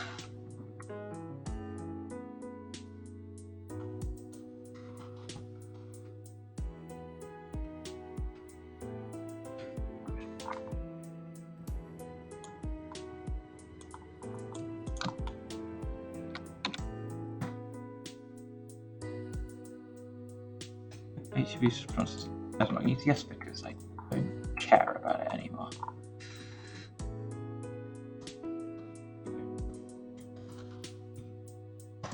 Bit old.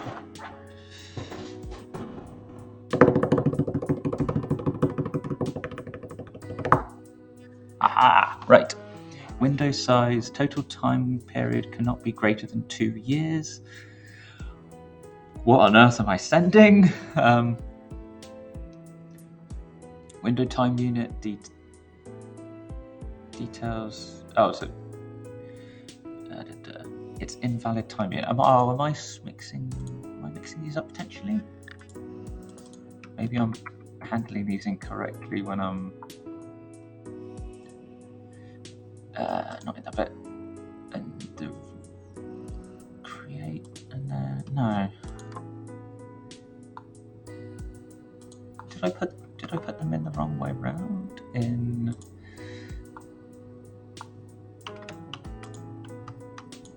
No, that should all be fine.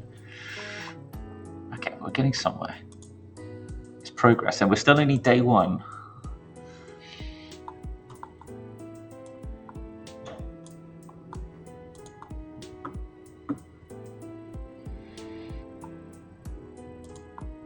So what it would be causing Windows size? Actually, so let me just try. I don't have to send window size. Hang on, I can get rid of those actually. Wait, so let me go. So window size. Be there.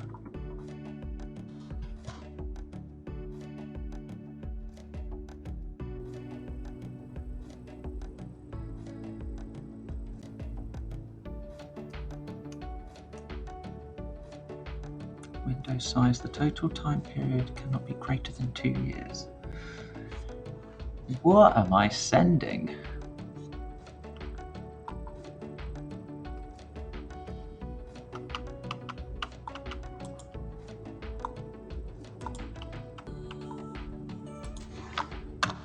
Let me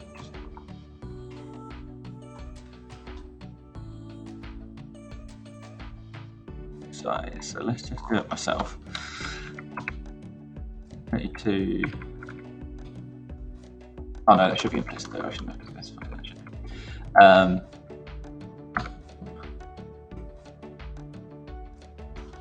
Get rid of that first validation error.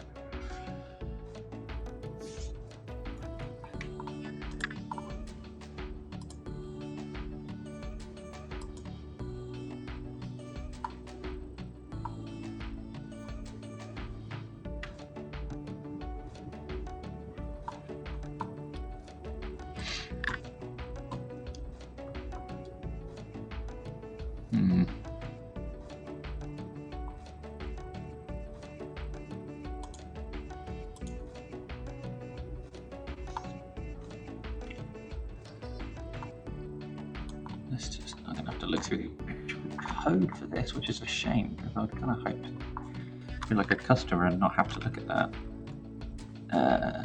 What service is that?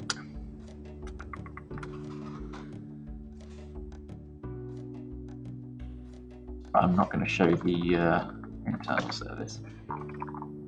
My intention is not to.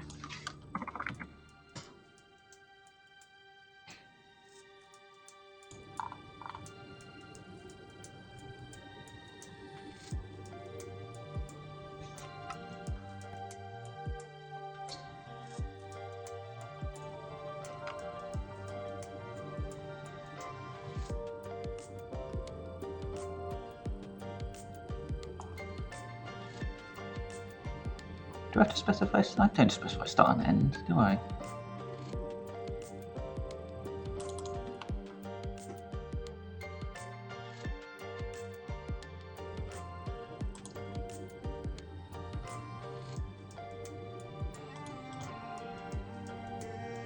Validate time window.